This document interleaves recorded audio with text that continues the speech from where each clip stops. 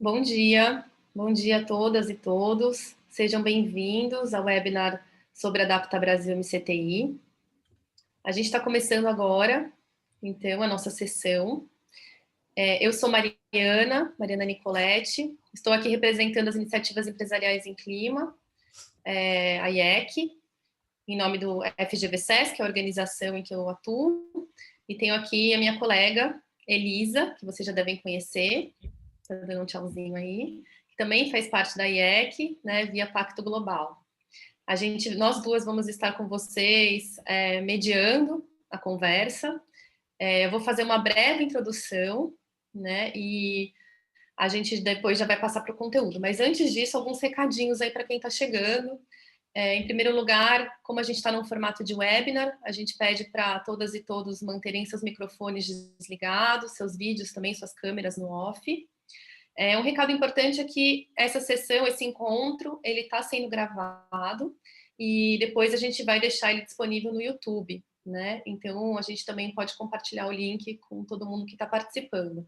O material que a gente está usando, o PPT, também vai ser disponibilizado, a gente vai enviar por e-mail a todos e todas que se inscreveram no evento. Então, fiquem tranquilos, vocês vão ter acesso a esse material. A gente pede para quem puder se renomear, né, aí no webinar, colocando o nome e a organização em que atua, caso atue em alguma organização, né, mas para a gente conseguir mais facilmente, na hora que for ler as perguntas, identificar quem está enviando. Bom, as perguntas são super bem-vindas. Tem alguém aí com o microfone aberto. Se puderem deixar no mudo, a gente agradece. Bom, perguntas são super bem-vindas, então estejam à vontade para enviá-las pelo sistema aí de Q&A do Zoom, na barrinha de baixo, né, da tela de vocês vão encontrar essa opção aí de perguntas e respostas. Então, vocês podem mandar a qualquer momento e a gente vai ter dois momentos específicos em que a gente vai, então, ler as perguntas, organizá-las e fazê-las para os palestrantes, ok? Então, vamos lá. Como está, então, organizada essa sessão, eu vou fazer uma fala bem rápida de boas-vindas em nome da IEC, da Iniciativa Empresarial em Clima. Depois a gente vai para a fala, né, para a apresentação da Luciana Alves, que está aqui com a gente, representando a GIZ. Em breve eu vou apresentá-la. Ela vai falar sobre riscos climáticos para os negócios.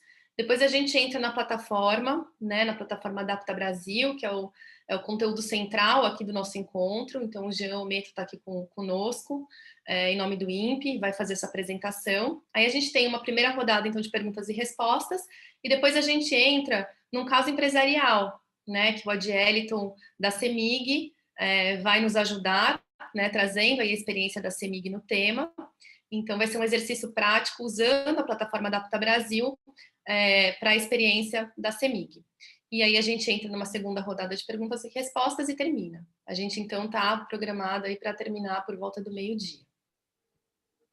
Bom, eu já me apresentei, né? Sou a Mariana, então coordeno as iniciativas empresariais no GVSES, que é um programa do GVSES, né? E que é um dos membros da IEC, da Iniciativa Empresarial em Clima. Então, a Iniciativa Empresarial em Clima está organizando esse encontro. A gente já também organizou um anterior, né, que aconteceu no dia 10 de fevereiro. Esse encontro de hoje, assim como o anterior, então, é organizado em parceria pela IEC, com a GIZ, o INPE, o MCTI. E o que é a IEC, né? Então, a IEC é uma rede de redes, eu posso dizer assim, porque reúne redes empresariais dessas organizações que vocês estão vendo aí os logos, né? Então, são 5 organizações que trabalham com empresas e se juntaram de forma articulada, né? Então, somos CDP, Pacto Global, FGV-SES, CEBEDES, Instituto Ethos. E a IEC, ela se dedica, então, a apoiar, né, a atuação do setor empresarial brasileiro, otimizando os esforços para fortalecer a agenda de mudança do clima no Brasil. Então, a gente tem aí 4 principais objetivos, né? O primeiro deles se relaciona a buscar sinergias na atuação dessas 5 organizações que têm suas próprias redes empresariais. A gente também busca criar espaços de comunicação, articulação, cooperação entre as instituições, mas também entre as empresas, né, que fazem parte dessas redes. Fortalecer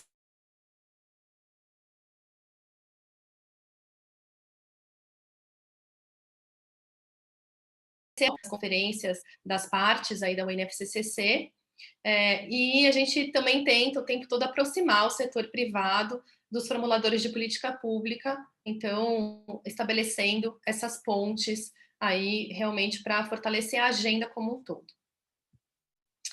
A gente, na IEC, então, elegeu, né, 4 frentes temáticas de trabalho como prioritárias. Que vocês podem ver aí, né, a primeira delas é a adaptação à mudança do clima, que é justamente o tema, né,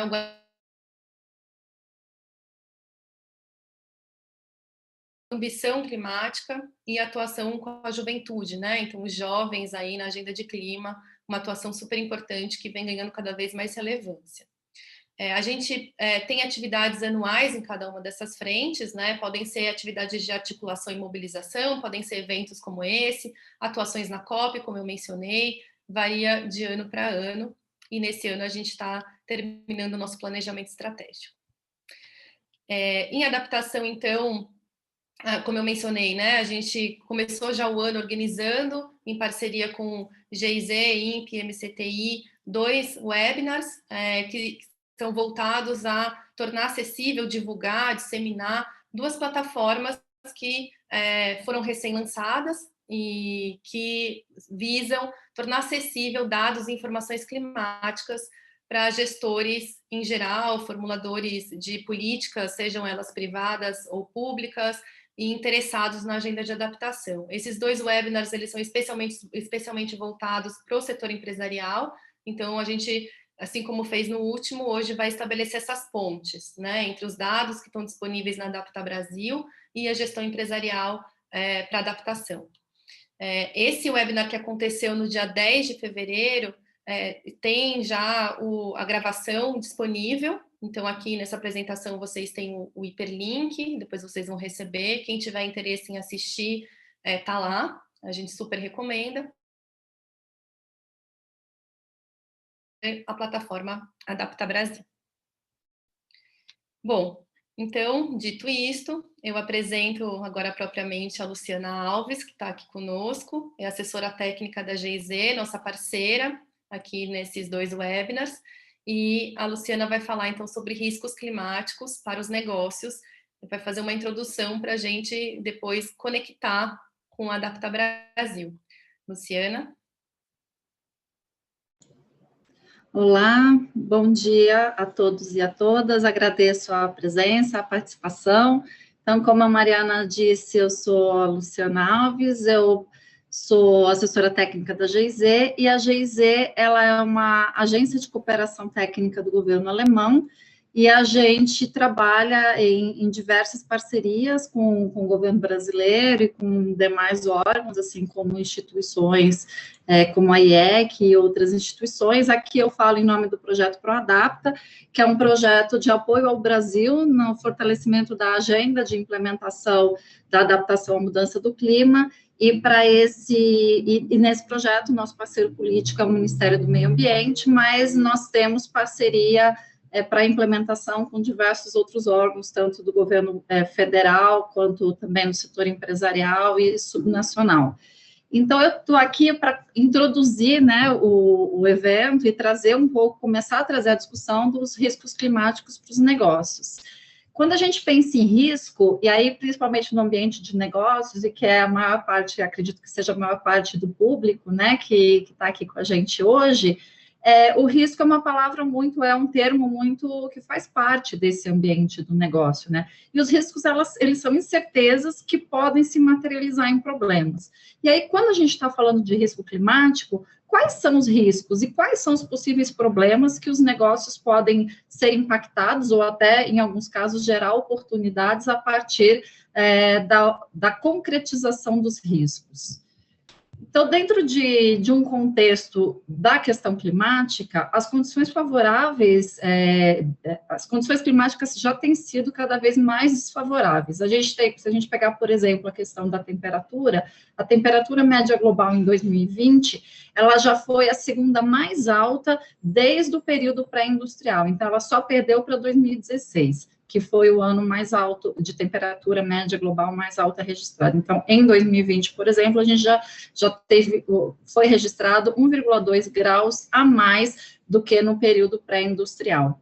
E aí, a temperatura é só uma das variáveis climáticas, né, que eu estou trazendo como exemplo, mas ela influencia na questão de riscos climáticos. E os riscos climáticos têm um impacto financeiro substancial, tanto para empresas como para outras economias e para diversos setores da sociedade.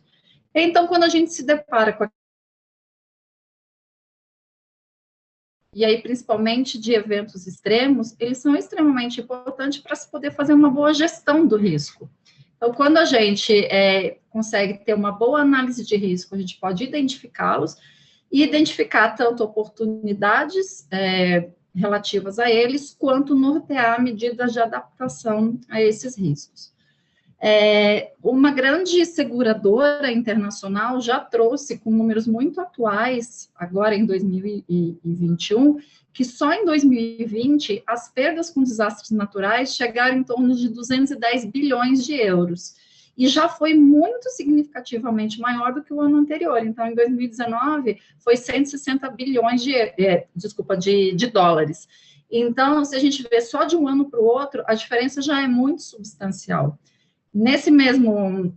Essa mesma instituição, ela faz recorte por regiões e por países. No Brasil, só no Brasil, em 2020, as perdas calculadas são em torno de 3 bilhões de dólares, e aí principalmente relativo a questões de ocorrência de secas.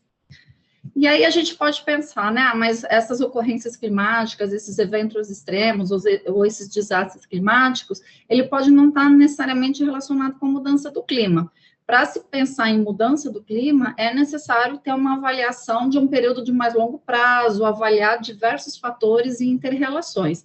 Mas isso já nos dá sinal, né, já mostra que esses valores extremos precisam ter atenção, mesmo porque a gente tem tido uma tendência de aquecimento ao longo de décadas, como eu já citei no início da minha fala, e como muitos estudos, muitos recortes já têm apresentado, e isso tudo influencia na questão dos riscos.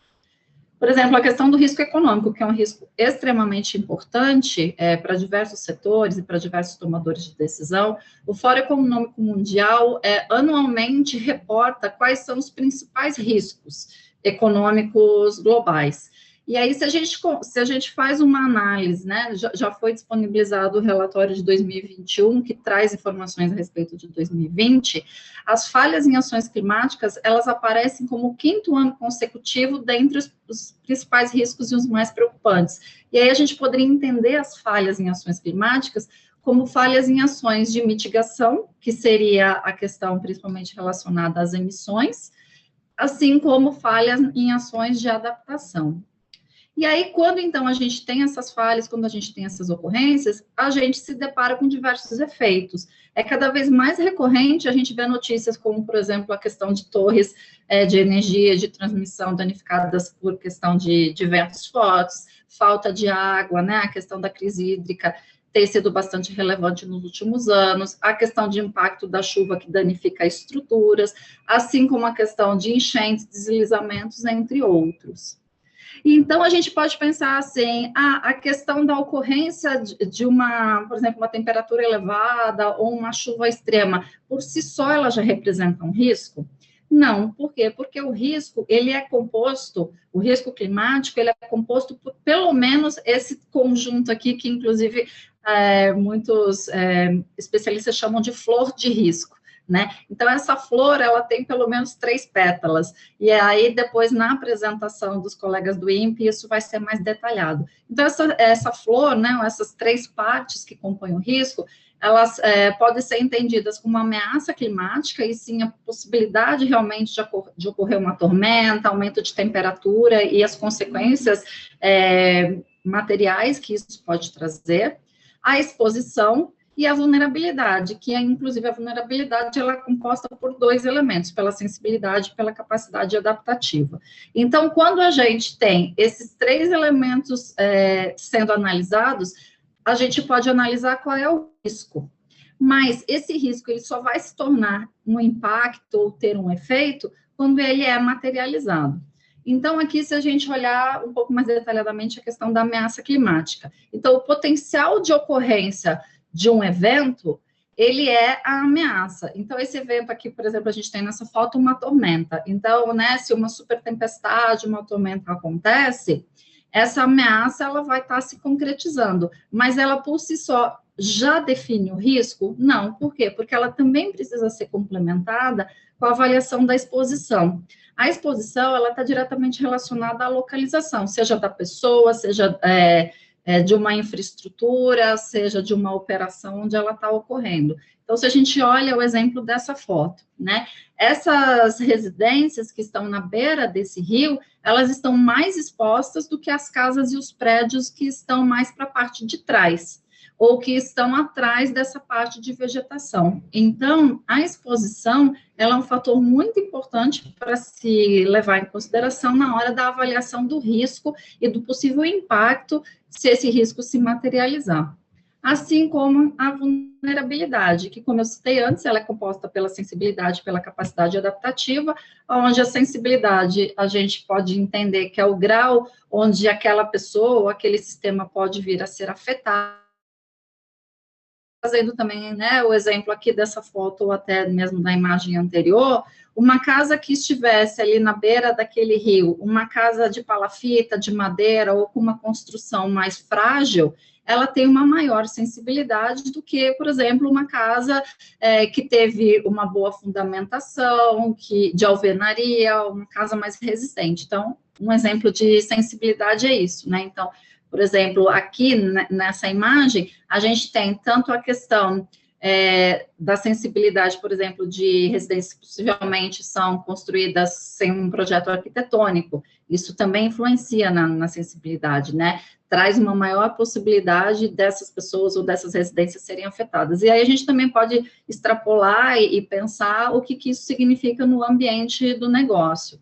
Assim como a vulnerabilidade é composta também pela capacidade adaptativa, que seria qual é a habilidade daquele sistema, ou daquelas pessoas, ou daquela sociedade se ajustar aos danos caso ocorra o evento climático, e ela esteja exposta. Então, quando a gente pensa em ameaça climática, se a gente pensar como é que é possível agir mais diretamente, a ameaça ela está muito relacionada, por exemplo, à questão da mitigação, né? Quanto menos se emite os gases, efeito estufa, você possivelmente vai conseguir conter essa questão de tanta alteração e ocorrência menos extremas e alterações menos extremas das variáveis. Já para a questão da vulnerabilidade e da exposição, a gente está falando um pouco mais sobre adaptação. E aí a adaptação é o processo de ajuste dos sistemas, sejam sistemas humanos, naturais, ou processos e operações, ao clima atual e ao esperado, e a esses possíveis efeitos que ele pode trazer. E aí as ameaças, elas são diversas, então elas podem ser com relação ao regime de chuva, onda de calor, aumento do nível do mar, aumento da frequência de intensidade. E aí, qual ameaça é mais importante para qual negócio, né? Se a gente está falando aqui do ambiente empresarial, vai depender muito do tipo de operação da empresa, vai depender muito de diversos fatores. Então, não tem ameaças assim totalmente prontas ou definidas para tal setor, isso é importante. Claro que a gente sabe que para alguns setores, algumas ameaças são mais relevantes ou são mais pontos de atenção e preocupantes do que para outro, mas também vai depender de onde essa operação, essa empresa está localizada, vai depender daqueles outros fatores da flor de risco que eu comentei anteriormente. E aí a gente pode olhar para alguns possíveis impactos, que podem ser operacionais, socioeconômicos, de acesso à energia, outros insumos, disponibilidade de matéria-prima, a questão do comportamento do mercado consumidor, as comunidades do entorno. Então, são diversos eu acho que está relacionado, e que é importante para cada negócio se ter uma atenção específica. E aí, Quais são os riscos, então, que cada tomador de decisão, que cada gestor precisa estar atento? Existem alguns riscos que o negócio já sabe, que o tomador de decisão já sabe. Então, ele sabe que ele sabe. Então, fica mais fácil dele fazer a gestão desse risco. Mas existem alguns riscos que ele tem consciência de que ele não sabe. Então, que precisa buscar informações para estar mais preparado. Mas também existem alguns riscos que o gestor, ou que a empresa, ou que o tomador de decisão em geral, nem tem ideia de que ele está exposto. Então, ele nem sabe que ele não sabe. E aí a gente pensa, né, a gente reflete que para a questão de gestão de risco, a informação ela é extremamente importante. Então, uma boa informação, uma boa gestão requer boas informações. E aí, então, como chegar a esses riscos que eu não sei, né? Seja os que eu já estou consciente de que eu não sei, seja os que eu nem tenho ideia de que eu não sei, e aí eu estou ainda mais exposto ao risco e não tenho essa consciência. Isso, para se chegar, então, né, a essa avaliação de risco, a essas análises, principalmente do ponto de vista climático, pode-se onde vai se avaliando cada etapa, cada pétala daquela flor, e vai se fazendo todo um trabalho bastante aprofundado e detalhado, especialmente customizado para aquela empresa, e muitas vezes é feito via consultorias de longo prazo e bastante robustas e estruturadas, mas também é possível se partir de consulta a ferramentas que contribuam para esse acesso às informações. E a Adapta Brasil, que é a plataforma que a gente está apresentando hoje para vocês, então, uma ferramenta de identificação e gestão desses riscos climáticos que pode auxiliar os tomadores de decisão no processo de gestão de risco. E aí ela traz informações sobre a questão da segurança hídrica, sobre a questão de segurança alimentar e sobre a questão da segurança energética. Então, agora, nos próximos momentos, os meus colegas vão apresentar a Adapta Brasil e a gente vai poder ter um maior conhecimento de como ela funciona, de qual foi, inclusive, a motivação pela qual ela foi criada, e os tomadores de decisão, os participantes daqui do evento, podem começar a pensar de que forma que, então, podem utilizar essa ferramenta para ser mais um elemento dos seus processos de identificação e gestão de riscos. Então, agradeço a participação de todos, estarei com vocês até o final do evento e fico à disposição para estar respondendo dúvidas e para a gente dialogar. Muito obrigada, Luciana. Então, de novo, fiquem à vontade para mandarem suas perguntas, inclusive para a Luciana, aqui via a ferramenta de Q&A. Agora, então, a gente vai passar a palavra para o Jean, que está aqui conosco, né? O Jean Ometo, pesquisador sênior do Instituto Nacional de Pesquisas Espaciais, o INPE, e coordenador do Centro de Ciências do Sistema da Terra, também do INPE. O Jean, então, vai contar para a gente que informações climáticas essa plataforma Adapta Brasil traz para os tomadores de decisão, gestores e gestoras. Jean, passo a palavra para você. Obrigado, Mariana. Obrigado. Também eu queria agradecer bastante ao IEC pelo convite, né, para a gente poder expor o trabalho que a gente está fazendo. Agradecer também a parceria aí com a IGIZ, né, e dizer mais ou menos o que nós estamos aqui, como é que a gente vem trabalhando nessa questão bastante complexa, mas ao mesmo tempo desafiadora e com muitas oportunidades, e que a Luciana trouxe de uma forma bastante ampla e bastante clara para a gente, né? Então, eu vou compartilhar aqui a tela. Eu tenho uma pequena apresentação sobre o que é a plataforma propriamente dita, né? Então, para falar um pouco da gente, eu estou aqui representando um grupo de pessoas, não só do INPE, mas também da Rede Nacional de Ensino e Pesquisa, a RNP, que sob, na verdade, a orientação, de alguma forma, sob uma demanda institucional do NCTI, produziu a plataforma Adapta Brasil, né? Então, aqui do INPE, inclusive, o grupo que trabalha nessa plataforma aqui no Instituto, que é o Peter, o Gustavo, o Pedro e o Lincoln estão aqui também para ajudar na resposta às perguntas, enfim, tudo mais, né?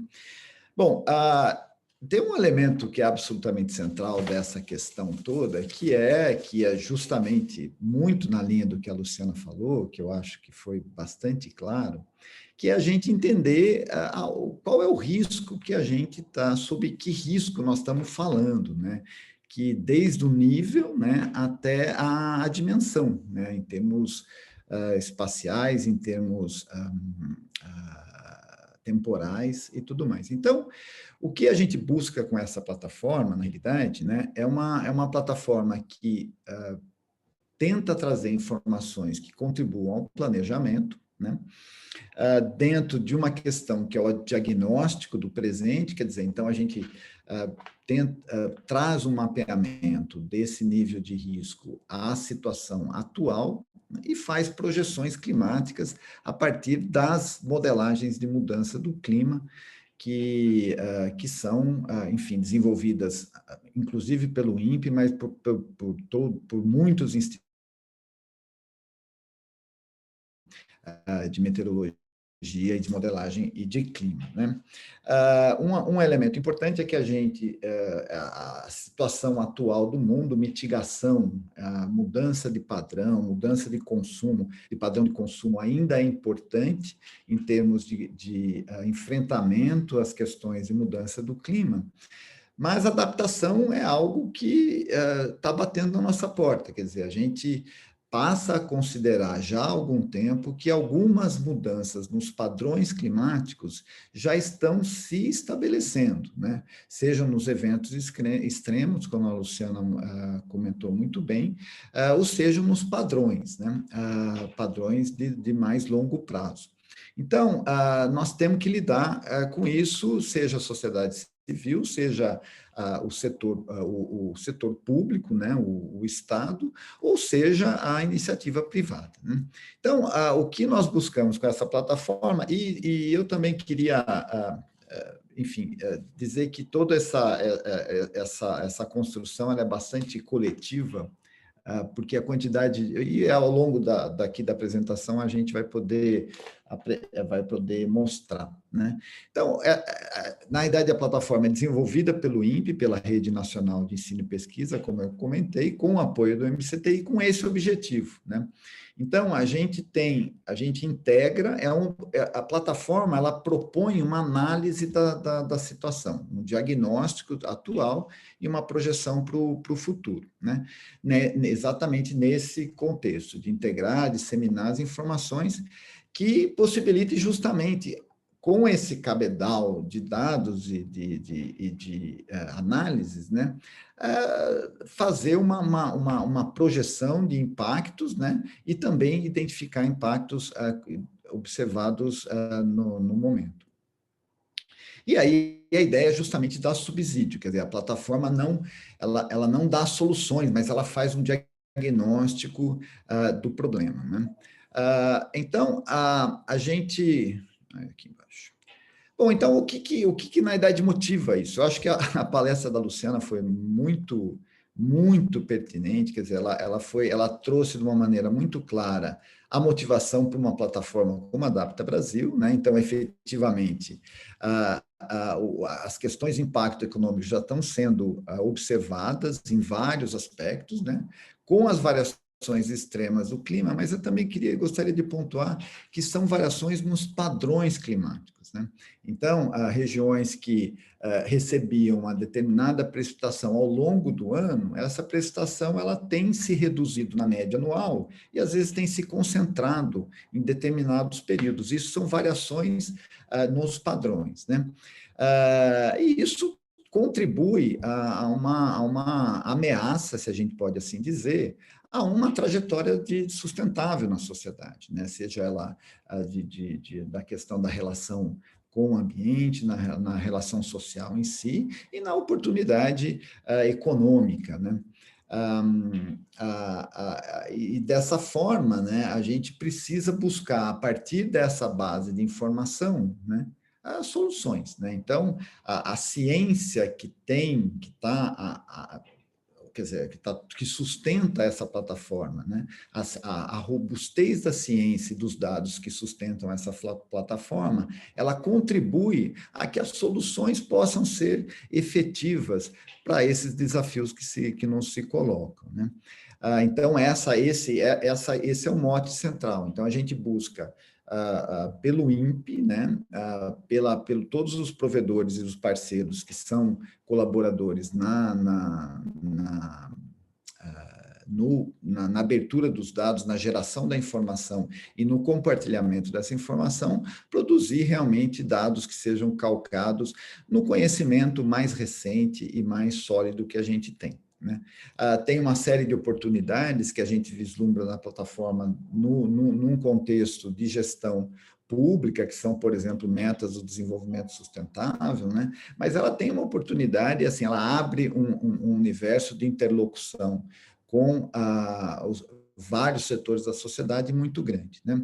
E, além disso, ela tem sinergias a outros projetos dentro do próprio Ministério, né? A Luciana muito bem comentou, cerca de 10 dias atrás, a gente fez o lançamento, apresentou uma outra plataforma que foi lançada, que é justamente uma plataforma que está sediada aqui no INPE, né? Que é uma plataforma de projeções climáticas, né? Então, a sociedade pode acessar, ela é totalmente aberta, como é o Adapta Brasil, pode acessar, pode fazer as suas simulações, pode fazer as suas análises.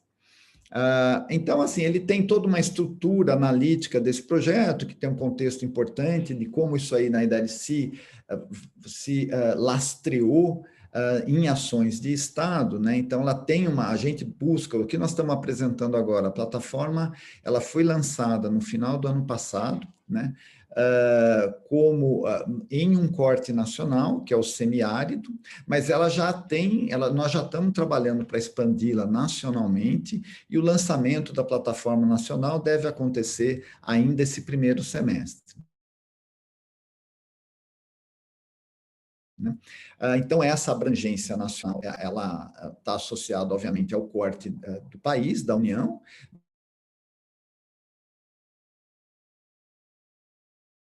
indicadores, né? Ela foi feita essencialmente com recursos do próprio Estado, né? E ela tem, obviamente, importantes contribuições para desenvolvimento de ferramentas ou de elementos pontuais da plataforma, né? E aí o público-alvo a gente já comentou, mas, enfim, a ideia é que ela possa, sim, servir como uma plataforma de decisão, ou especialmente de planejamento, para gestores em governos locais ou nessas instâncias todas, né?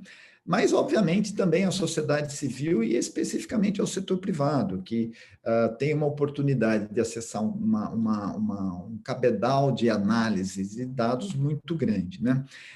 Tem uma aderência ao Plano Nacional de Adaptação, que o Brasil... E, além disso, obviamente, tem todo o universo acadêmico, científico, que interage de uma forma muito forte com a plataforma, seja no provimento de informações, ou seja na sua utilização. Então, a gente, como eu disse lá, é o INPE e a RNP, que são as instituições que estão conduzindo a construção dessa plataforma, mas e colaborações de primeiro da Fiocruz, da ANTAC, da própria GIZ, elas são importantes nesse contexto todo, né? Como é que ela, na verdade, se constitui? É exatamente a flor do impacto que a Luciana mostrou, né? Então, essa é a nossa lógica. Então, para chegar nesse risco de impacto, nós precisamos definir indicadores de vulnerabilidade, indicadores de exposição e indicadores da ameaça climática. Então, o que a plataforma faz é, dentro desse todo que compõe o risco de impacto, né? que pode ser o risco climático, como a Luciana falou, mas nós estamos pensando numa questão do impacto propriamente dito a partir de uma ameaça climática. Então, esse contexto todo, a gente busca indicadores, quer dizer, como é que a gente pode modular o nível da vulnerabilidade de um determinado sistema, né? Como é que a gente pode modular ou mapear o nível de sensibilidade ou a capacidade adaptativa, ou mesmo a exposição. Então, esses elementos nós chamamos indicadores, né? E esses indicadores, a gente vai apresentar um pouquinho, eles são compostos, né, por informações socioeconômicas, informações socioecológicas, informações ambientais propriamente ditas, informações estruturais, né, e informações climáticas. Bom, então, como é que a gente, naqueles setores que a Luciana mencionou, né? Então, a gente trabalha justamente com água, alimento e energia nesse momento, né? Nós temos já trabalho para amplificar, para a plataforma ter algumas indicadores mais específicos, mas a gente vai ter oportunidade de falar sobre isso. Então, só para ter uma ideia, nesses setores que hoje a gente chama estratégico como prioritários, que é a gente tem esse total de indicadores que formam a vulnerabilidade, a exposição e a capacidade adaptativa de cada um desses setores, né? E a variabilidade climática, nós temos indicadores de seca e de chuva, né? E também a gente projeta isso para dois envelopes climáticos, que é de agora 2030 e de agora 2050. Então, a ideia é a gente ter uma projeção climática que fosse relativamente próxima na possibilidade de se tomar decisões e de planejamento, né? Isso tudo vai para uma plataforma que a gente vai mostrar como é que ela opera, e tem um elemento que é muito importante, é que a gente faz uma consulta e faz uma consolidação desse risco de impacto, inclusive vamos dizer, do nível de importância, vamos dizer, relativa de cada indicador com especialistas, né? Então, a gente, para trabalhar no semiárido, nós fizemos uma série de oficinas com especialistas para modular o peso de cada indicador de cada um desses setores estratégicos e prioritários. Então, como é que o indicador é composto? Então, desses 20, cada um desses 27, 35 ou 23 indicadores, como é que eles são compostos, né? Então, a gente tem uma base, que são os dados brutos, né? Sei lá, tipo, choveu tantos milímetros, ou então o nível de escolaridade é A ou B, e por aí vai. Esses são os dados brutos. Esses dados brutos, eles se normalizam e acabam formando os indicadores num primeiro nível, né, que a gente vê aqui embaixo, né, eu acho que está dando para ver meu mouse, que são os dados que são normalizados a partir dos dados brutos, aí a gente compõe indicador, né? Então, só para dar um exemplo, por exemplo, o IDH é um indicador composto, né? Então, a gente compõe indicadores, e a gente vê aqui como é que eles na realidade, os indicadores normalizados e ponderados, eles viram indicadores compostos que definem a sensibilidade, a capacidade adaptativa, e isso combinado à vulnerabilidade, né? Da mesma forma, a exposição, então, são dados brutos, indicadores e indicadores compostos que definem a exposição, e também aí a ameaça climática. E nesse caso particular aqui, inclusive esse é um print da própria página do Adapta Brasil, a gente tem a composição desde dado bruto indicador até efetivamente definir um índice de seca. E isso para a gente se caracteriza como ameaça, enfim, para a plataforma se caracteriza como uma ameaça climática. Bom, e isso tudo é o índice do risco do impacto à seca, que vai influenciar o tema do impacto, que nesse caso é segurança hídrica, tá? Então, só para dar um exemplo aqui, é um exemplo não exaustivo desse nível de hierárquico que a gente trabalha. A gente pegou especificamente aqui a questão do impactos em energia, né? Como a gente viu lá, era um dos setores estratégicos. Então, se a gente pegar um indicador simples, que é a diversificação da geração de eletricidade, naquele determinado nível, né?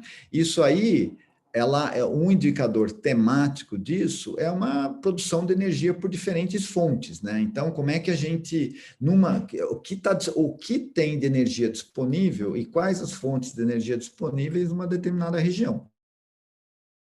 Acesso e ao consumo, né? Então, se você tem um nível de produção de energia relativamente baixo e um consumo projetado relativamente alto, o seu índice de sensibilidade é alto, né? Então, isso aí que compõe, isso aí junto com a capacidade de adaptação, será que a gente consegue estruturalmente estabelecer sistemas de energia que atendam a essa projeção de consumo? Isso define a capacidade adaptativa e que aí, obviamente, esses dois juntos compõem o índice de vulnerabilidade. Isso para dar um exemplo de indicador com impacto energia. Aí tem o link da página. E um outro exemplo também, que tem a ver com energia, mas é o impacto de água, que é, por exemplo, a gente tem uma mesma construção aí, né? Se a gente for pensar em alternativa a abastecimento, quais são os elementos que estão nos indicadores simples, né? Como é que isso aí compõe em termos de ações emergenciais, estruturais, isso em planos, né? Isso define uma capacidade adaptativa e nível de vulnerabilidade também.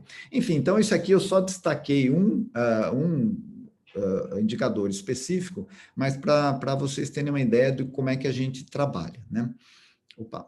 Bom, e obviamente isso não se faz, a gente não tem essa informação toda. Então, o universo de de instituições, de institutos, de agência, seja de Estado, seja do poder público, do poder privado, enfim, que contribuem para esse universo todo é muito grande. Então, esses dados, eles são dados brutos que eles não estão diretamente disponíveis na plataforma, mas todo indicador que a gente faz, a gente referencia a origem desse dado bruto. E aí, como eu falei, isso aí é uma composição, na realidade, de um trabalho em equipe muito grande. Então, a gente fez oficinas presenciais quando isso era possível, fizemos oficinas virtuais para definir o peso dos indicadores, enfim, a gente pode discutir bastante sobre isso. Bom, e aí, só para, mais uns 5 minutinhos, só para a gente poder ter uma primeira visão do que é a plataforma. Então, essa é a página inicial da plataforma, aí tem o link, né? E aí, quando a gente, aqui, então, e na plataforma aqui, não sei se vocês veem meu mouse aqui em cima no menu aqui, então tem obviamente, um acesso à plataforma propriamente dito, mas tem toda a informação que subsidiou a construção da plataforma. Aqui é só um print, não tem o link, mas depois a gente pode mostrar. Então, tem todos os dados que foram usados, os níveis de impacto, essa estrutura, um pouco disso tudo que eu apresentei, enfim, isso está bem, tudo acessível e aberto lá, né? E ela trabalha com esses níveis, né? Então, um pouco das questões eu sei o quanto é o impacto, eu tenho uma ideia de qual é o nível. Então, a gente buscou fazer um elemento importante na construção da plataforma, foi uma discussão muito profunda sobre a acessibilidade, sobre, vamos dizer, a informação ser disponibilizada de uma forma clara e de navegação relativamente fácil, né? Então, esses são os níveis de risco, então a gente categoriza como muito alto, alto, médio, baixo e muito baixo, né?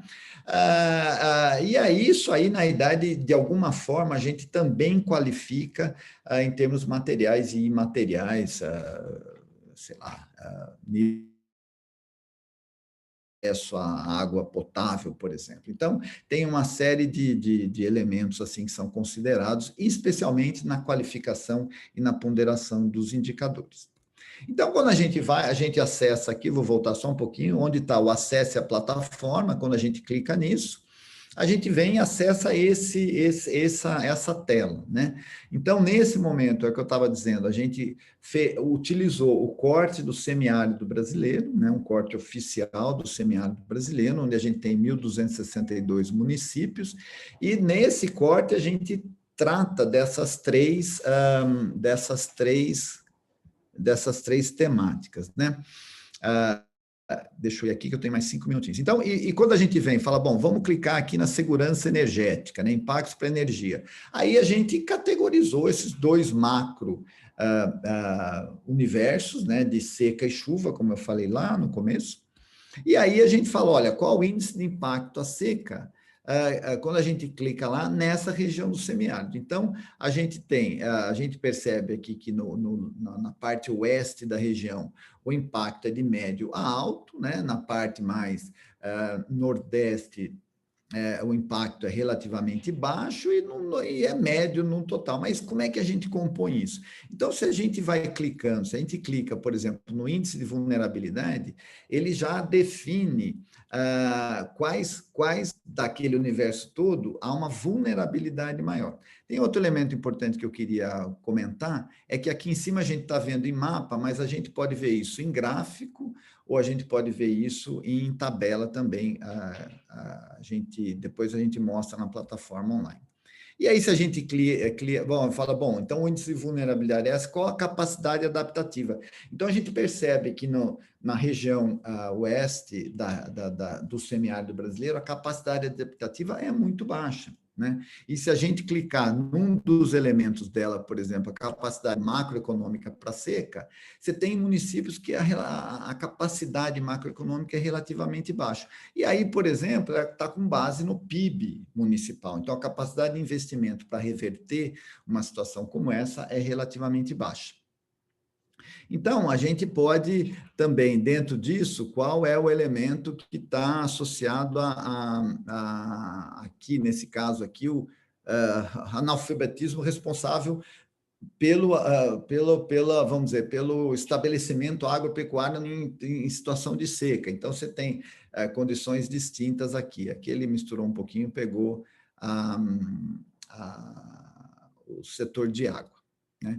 Mas aí a gente pode... Então, essa aqui deveria ser a que vinha depois dessa, né? Então, quando a gente clica no PIB municipal e quer saber mais sobre esse dado, ele tem toda a descrição do que é o dado, né? De onde ele veio, o que ele quer dizer, e é disponível aqui, no caso, é do IBGE, tá? Bom, então eu queria agradecer inclusive em nome de toda a equipe que a gente trabalha, né? No INPE, na RNP e no MCTI. Esse é o link da plataforma e eu estou à disposição para responder questões e, enfim, estamos aí. Muito obrigado pela oportunidade. Muito obrigada, Jean. Então, reforçando aqui o convite para enviarem perguntas, né, pelo Q&A aqui da barra inferior do Zoom. Então, escrevam. A gente vai ter 2 momentos de responder perguntas. E um deles, inclusive, é agora. A gente não tem perguntas aqui abertas no Q&A, mas se vocês quiserem mandar, fiquem à vontade. Enquanto isso, acho que eu e Elisa temos umas perguntinhas aí para o Jean para aproveitar esse momento. A primeira delas, Jean, se você puder contar para a gente por que a escolha, né? Por que começar por esses temas, por água, energia e agricultura, e também por que essa região, né? A gente até imagina a resposta, mas se você puder contar para a gente por que semiárido e quais são os próximos passos aí, o plano, né, de ampliação da plataforma.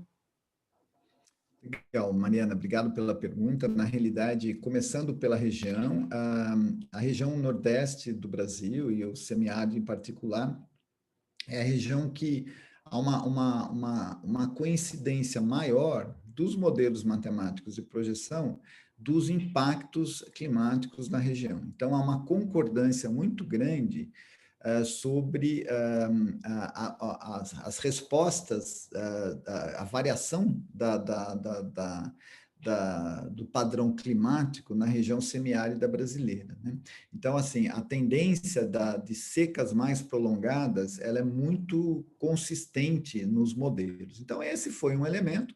O outro ponto importante é uma região que tem, vamos dizer, uma carência de infraestrutura e tem elementos, enfim, tem oportunidades muito importantes em termos de melhoria da qualidade de vida das pessoas, né?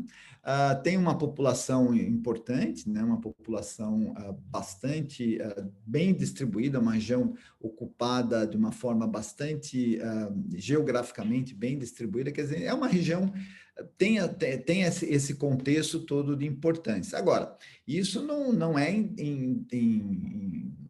se a gente não é, com relação ao resto do Brasil, esses elementos também são encontrados em outras regiões, né? Mas, assim, tem essa questão emblemática que é importante, especialmente com relação ao clima. Os três setores, eles são setores que se interligam de uma maneira muito forte, né?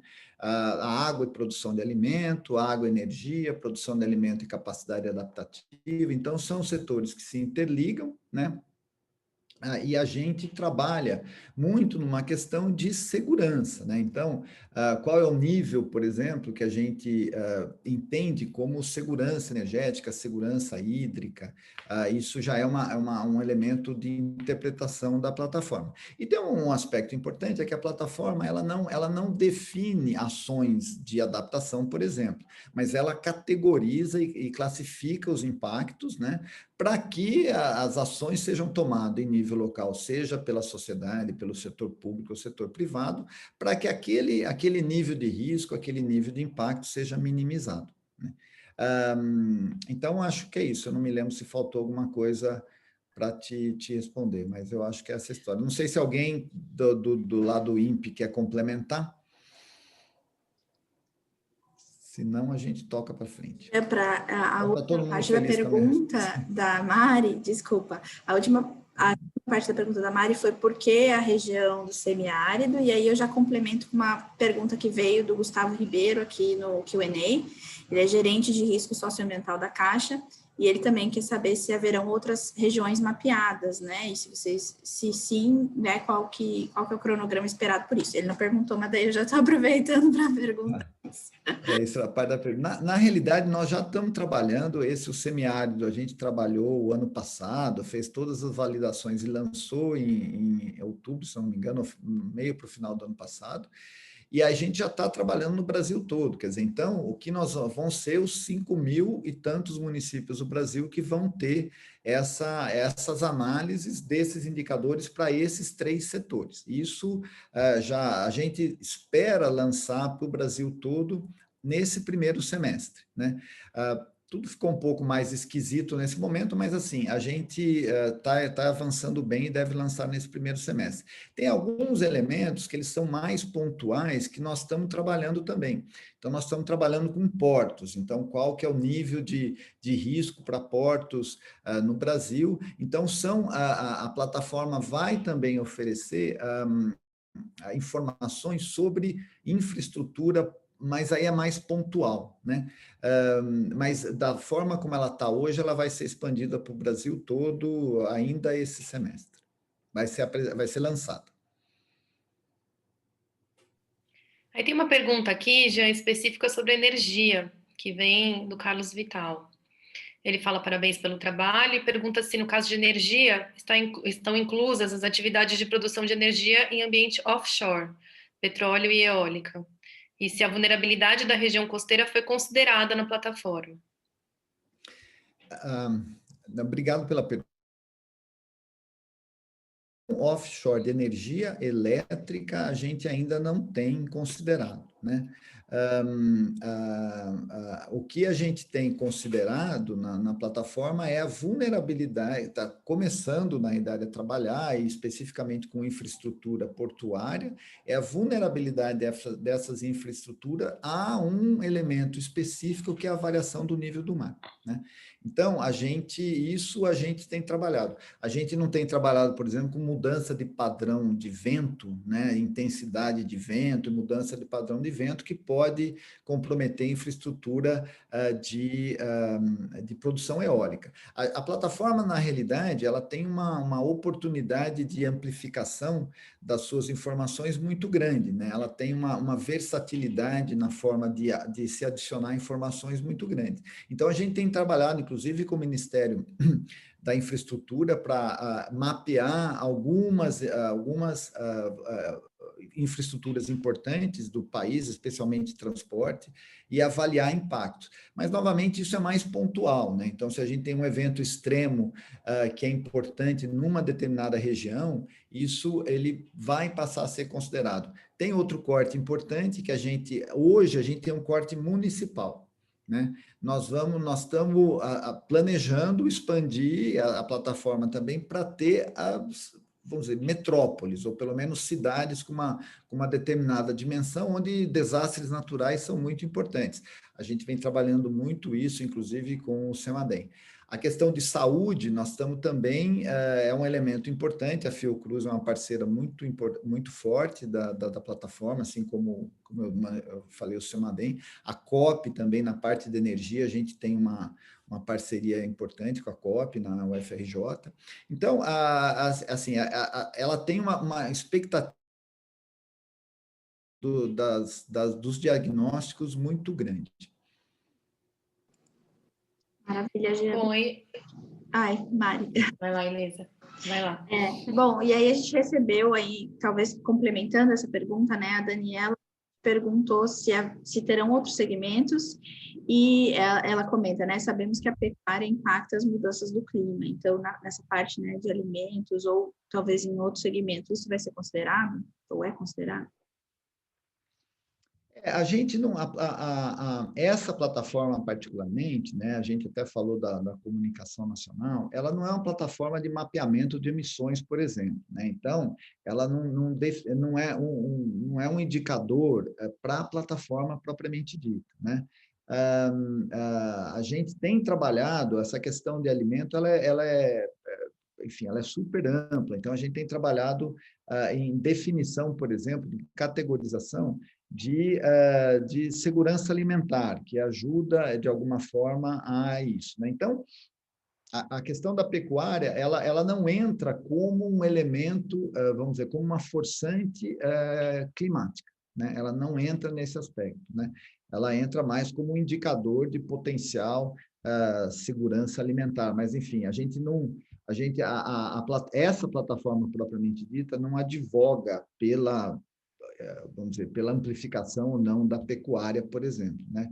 A gente sabe que é um elemento importante, a gente sabe que existe uma série de ações para melhorar, inclusive, a fermentação entérica, para diminuir a emissão de metano, mas essa plataforma propriamente dita não trata dessa forma, desse elemento.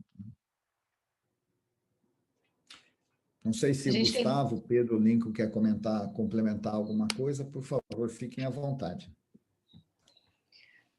Acho que a gente tem tempo para mais uma pergunta, né, Elisa? Temos? Tem uma pergunta aqui. Ela recorda, né? Reforça aqui que segurança hídrica e energética, em geral, estão muito relacionadas, né, no Brasil. E pergunta, então, como vocês recomendariam a escolha, né? Por onde começar quando se quer avaliar segurança energética? É melhor começar por uma avaliação da segurança hídrica ou dos aspectos de energia?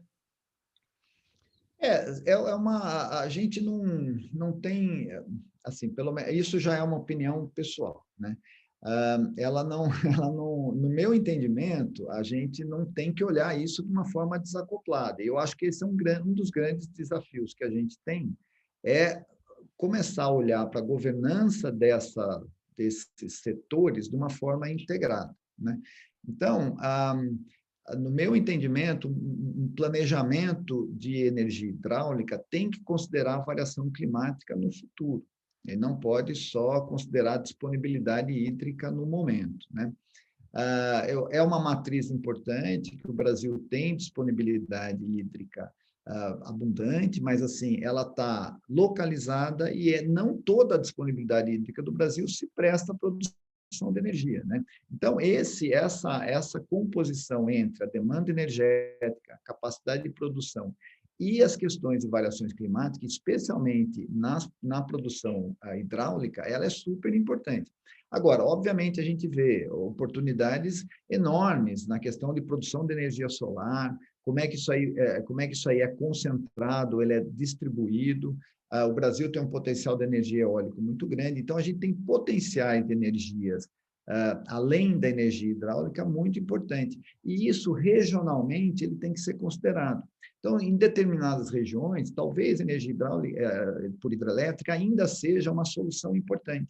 Ou porque você tem uma menor variabilidade na precipitação, enfim. Então, esses elementos têm que ser vistos de uma forma associada e não dissociada como historicamente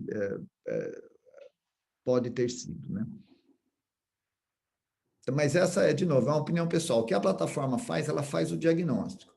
Então, a gente vai ver um pouquinho, quando a gente tiver a oportunidade de navegar, qual que é o nível, por exemplo, de sensibilidade ou de vulnerabilidade a um determinado indicador com relação à energia ou à água.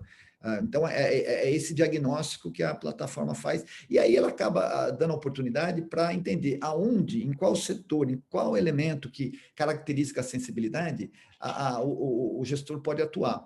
Por exemplo, na apresentação da Luciana, ela mostrou aquela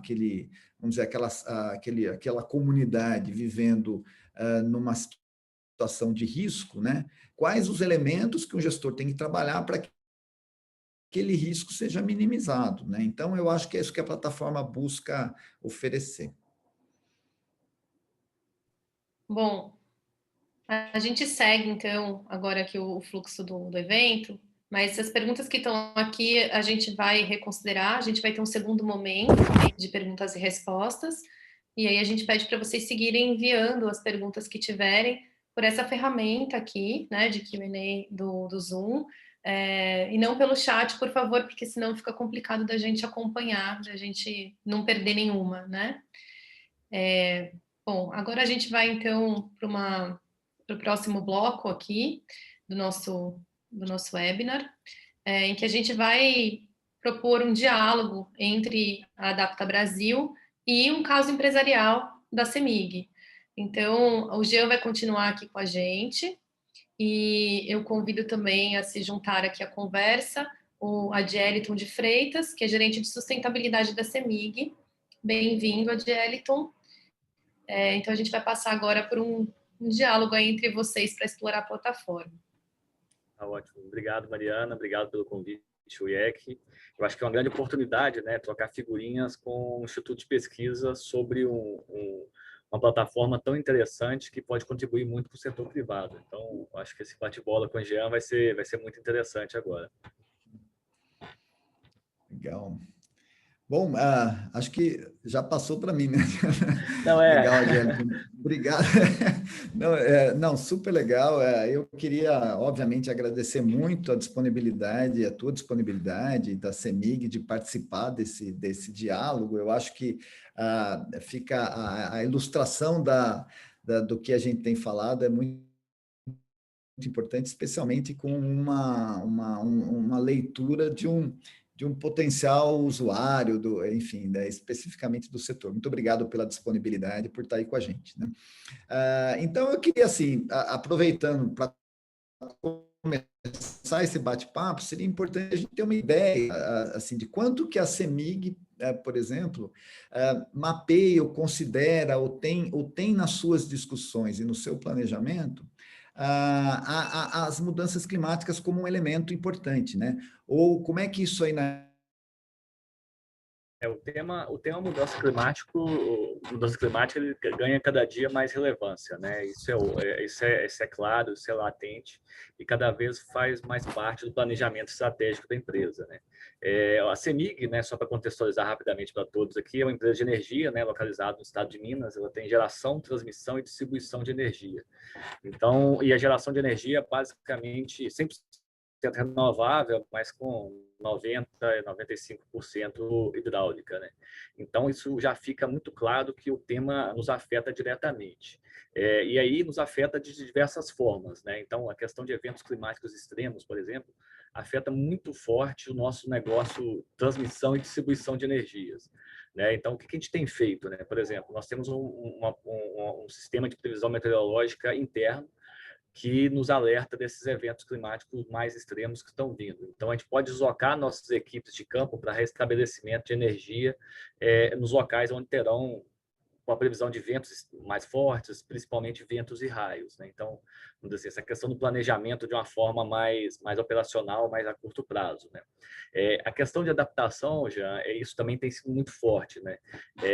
A Luciana colocou na sua apresentação a questão da queda de torres, né?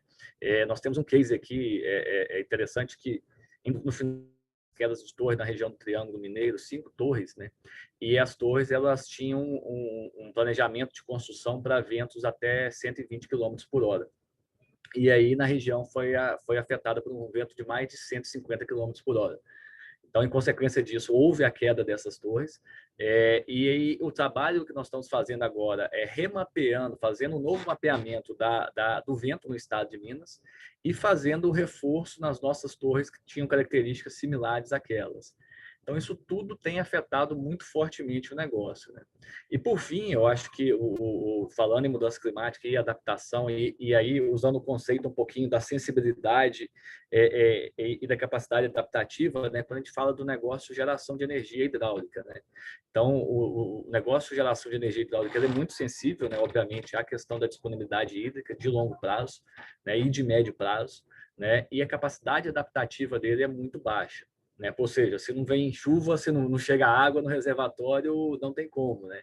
Então, a gente tenta buscar e planejar, e usando nosso serviço meteorológico, saber, olha, o próximo verão vai ser mais chuvoso ou vai ser mais seco? Né? Se for mais chuvoso, eu tenho que deixar um volume maior de espera no reservatório para poder armazenar água e evitar enchentes ajusantes, né? Posterior ao reservatório. Se tem uma previsão de ser um período mais seco, a gente tem que deixar mais água armazenada, né? O setor deixa mais água armazenada para que passar esse verão de uma forma mais tranquila, né? O inverno de uma forma mais tranquila. Então, o setor é muito afetado, né? Eu acho que a gente tem que olhar, e eu estou usando esse case do setor elétrico, mas os diversos setores são muito afetados, né? Eu acho que a ferramenta de vocês, o Adapta, eu acho que é bom, acho que vale a pena a gente conhecer, explorar ele um pouquinho, né, Jean? Pode nos ajudar muito e ajudar os diversos setores, né? Então, se você puder mostrar para a gente um pouquinho aí como que funciona, para a gente fazer uma simulação, usar algum caso aí, vamos tentar trabalhar já. E se a gente puder, eu queria já sugerir a gente olhar o município de Pirapora. O município de Pirapora fica aqui em Minas e aí depois que a gente explorar um pouquinho, eu vou contar um pouquinho do caso, por que Pirapora é relevante para isso. Legal. Não, vamos sim, Angélica. Obrigado pelo relato. Eu acho que isso é super importante. Tem um aspecto que a gente até comentou antes de que, além da questão da produção propriamente dita, tem um planejamento para demanda futura, isso tudo que tem que, sem dúvida nenhuma, considerar esses riscos todos, né? Não, mas vamos lá, vamos acessar. Eu vou compartilhar minha tela novamente aqui. E aí a gente já entra na plataforma, e é bom que a equipe do INPE está aqui também. Se tiver algum ponto que eu estou esquecendo aqui, que eu não estou navegando. Já estamos vendo, né, Diego? Estamos vendo o site, exatamente. O site, beleza, maravilha. Muito bem, então, como a Diego estava falando, aqui a gente entra no site, o site já está disponível, né? A gente acessa a plataforma aqui, isso aqui, ela está demorando um pouquinho para carregar, tem muita informação, mas depende mais, você vê, não é super lento, inclusive eu estou em home office aqui, ela carregou relativamente rápido, né? Então, Adielo, se a gente for por aí, então, ela está, nesse momento, ela mapeia os 1.262 municípios do semiárido. Se a gente for passando o cursor por cima do mapa, a gente identifica município por município, né? Então, você estava falando de aqui de Pirapora, a gente tem ele aqui, né? E aí assim, então se a gente for lá para a segurança energética, né? E o impacto, por exemplo, a seca, então ele vai mostrar o mapa todo, né? Ele vai mostrar isso aqui, a gente, inclusive, foi esse print dessa tela que eu peguei para colocar na apresentação.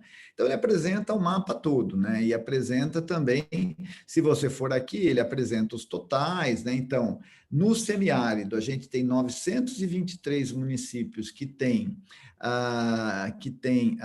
o índice de impacto para seca é médio, com relação à produção de energia, 74 alto, e daí a gente tem município por município aqui, né?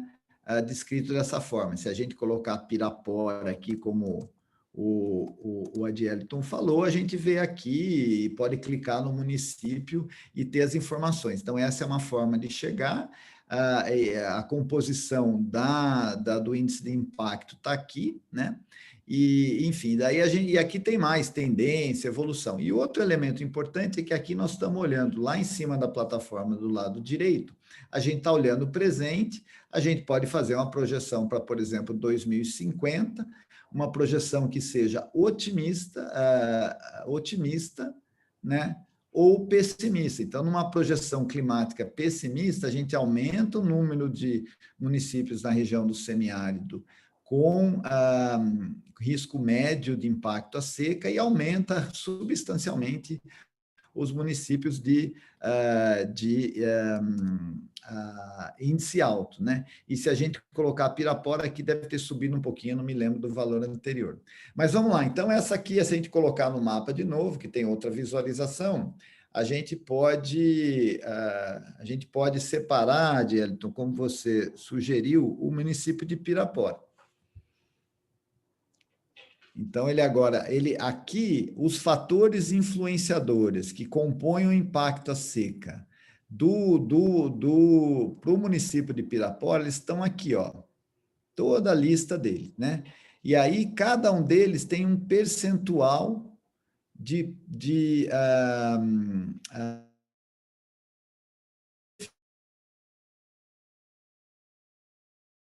que é médio, ele é composto por tudo isso. Aí a gente pode falar, bom, enfim, eu estou falando aqui loucamente. Não, mas fica à vontade, por favor, aí, se você quiser perguntar ou conduzir, fica à vontade. Não, eu só queria explorar um pouquinho mais, Jean. Isso que eu queria pedir para abrir. É possível a gente abrir, por exemplo, a questão da vulnerabilidade? E aí nós estamos falando de um município, né? É possível a gente explorar ele um pouco mais, abrir indicadores? Claro, exatamente. Então, se a gente aqui está vendo, lá em cima está Pirapora, apesar da gente ver o mapa todo sempre, né? O município está destacado aqui no mapa, a gente vê ele aqui embaixo, onde eu estou passando o cursor, e ele aqui em cima aparece, é o município de Pirapora, Minas Gerais. Quando a gente clica na vulnerabilidade, ele vai mostrar para a gente, ainda mostrando aqui, ele ainda pega a região toda, mas aí ele caracteriza a vulnerabilidade do município de Pirapora, né? Aqui os fatores influenciadores já diminuiu, tá vendo? A gente só está olhando para a vulnerabilidade, e aí a gente fala, bom, a sensibilidade ela é relativamente boa, mas por que a capacidade adaptativa não é tão boa, né?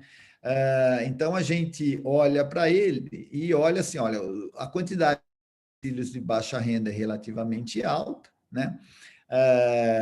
Aí tem elementos aqui que você vai conhecer muito mais que eu, que é a capacidade instalada de mini e micro geração distribuída de energia, por exemplo, né? E por aí vai. Perfeito. Então, se a gente clicar aqui, por exemplo, a gente fica sabendo mais sobre o que é isso aqui, o que a gente está falando sobre isso aqui, né? Então, quando a gente clica mais sobre esse item, vem toda a informação associada à capacidade instalada e de onde que ela veio. A gente pegou isso aqui da empresa da EPE, né? E do Ministério de Minas e Energia.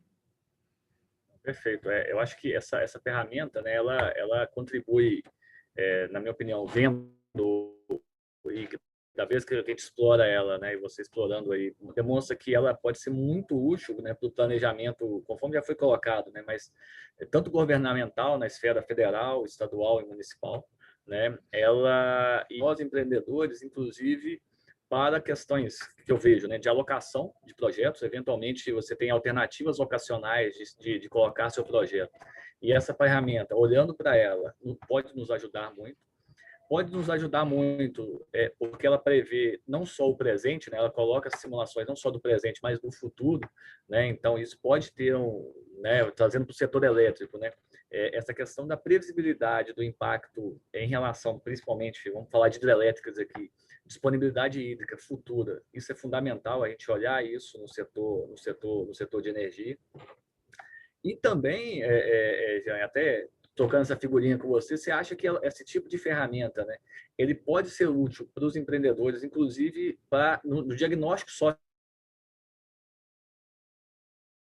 né? Você acha que ele pode ser utilizado para licenciamento também? Ou seja, não só não o resultado em si, mas como insumos para propor medidas compensatórias e medidas mitigadoras? Eu acredito que sim, viu, Adiel? Então, eu acho que esse é um ponto muito importante. Obviamente, a partir do momento que um gestor local, por exemplo, ou um planejador, uma pessoa que está trabalhando com planejamento, tem acesso a um cabedal de informações, ele pode utilizar isso nesse tipo de decisão, por exemplo. Né? Então, o que a gente melhora, por exemplo, na compensação por um licenciamento ambiental? Pode melhorar a qualidade de fluxo hidrológico para a bacia, por exemplo, e isso aumenta a disponibilidade, eventualmente, de água, ou isso pode estar associado a uma característica de socioeconômica, de alguma oportunidade que produtores têm vamos dizer, de recompor parte da sua área, de regenerar.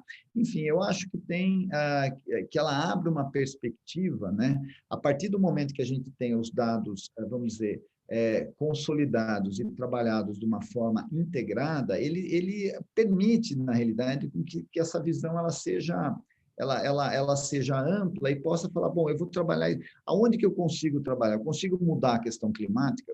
Não se consegue, né? Mas quais são os elementos que eu reduzo, por exemplo, a alguns desses fatores influenciadores? Muito associado até à questão socioeconômica, né? Então, a gente vê aqui, por exemplo, a composição desse índice de capacidade é a continuidade de acesso. Então, no município de Pirapora, pelo que a gente levantou, né? Ela tem assim a continuidade de acesso à seca em termos de disponibilidade de energia, ela mesmo na seca, toda essa região do sul do semiárido, aqui incluindo o norte de Minas, tem acesso à energia, mas em outras regiões não. Então, isso aí, na realidade, permite, no nosso entendimento, que haja vamos dizer, uma leitura e uma de certa modo, um diagnóstico, eu diria, para que as ações possam ser tomadas para reduzir o impacto, reduzir a vulnerabilidade. Perfeito. A gente pode entrar na disponibilidade hídrica no... Claro, vamos lá. Então, eu vou sair aqui a gente pode ficar em Pirapora ainda, mas a gente pode ir lá no começo da plataforma de novo. Então, a gente vai em todos os impactos, né? E aí, a segurança hídrica, né? Então, a gente tem chuva aqui, com excesso de chuva, né? Ou seca, que enfim, a falta d'água por um período prolongado. Então, a definição desses elementos, ela sai das questões climáticas, né? Então, nós vamos para a chuva ou para a seca? Vamos para a seca. Acho que na região lá... É o semiárido, né? E aqui lembra que a gente está no presente, né? Então, índice de impacto para seca, para disponibilidade hídrica, em boa parte da região, a gente considera como médio para alto, né? Com uma disponibilidade maior no norte. Contando um pouco do caso, por que eu estou te pedindo essa questão de Pirapora, né?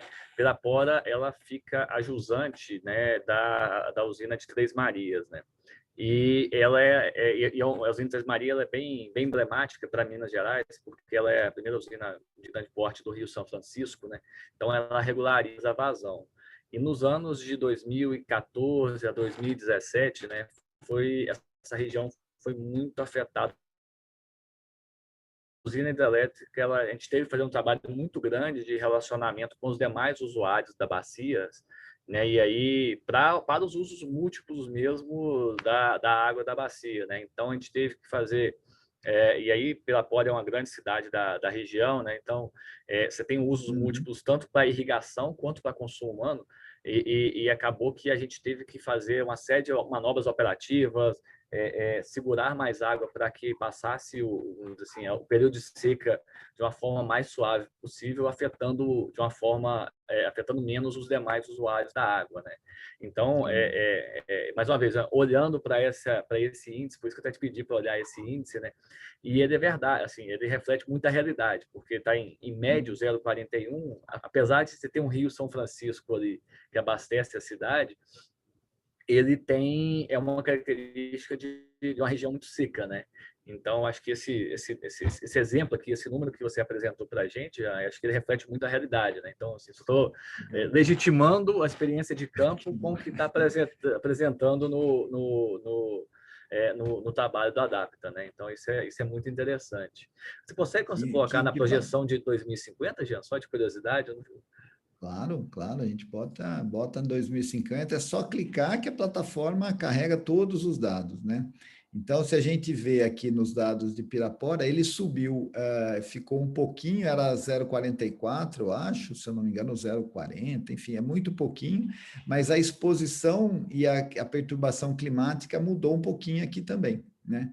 Então, em algumas regiões, o impacto, e esse aqui é o cenário otimista que nós estamos olhando. Se a gente for para o cenário pessimista, tem um elemento que é importante a gente considerar aqui, né?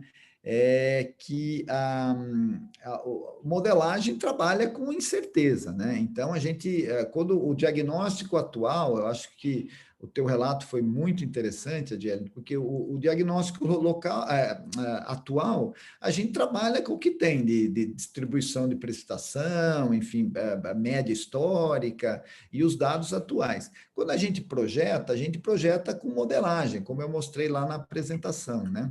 E aí ela tem, obviamente, uma barra de incerteza associada a isso. Isso enfim, é inerente aos modelos, né? Mas aí a gente, enfim, mas é um planejamento. Um aspecto que a gente não faz na plataforma, isso é importante deixar claro, a gente não projeta os índices socioeconômicos. Então, isso a gente não faz, porque isso aí já seria um outro nível de complexidade que tem muito mais a ver, enfim, com uma série de coisas que estão, enfim, que elas que a plataforma não faz. Então, ela pega a situação atual, projeta o clima para 2050 e vê qual é o impacto, né? Então, por exemplo, se a gente pegar a exposição aí, que acho que é um índice que está mais forte, né? Lá em Pirapora com relação à seca, ela aí é no presente, né? Então, quando você pega exposição biofísica, eu acho que é mais ou menos o que você estava dizendo ali, né?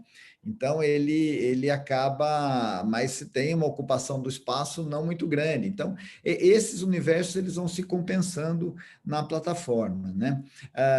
Tem algumas, como o índice de exposição não está associado a uma projeção climática, esse índice particularmente dito, propriamente dito, ele aparece só no presente. É Então, muito tem legal esses elementos.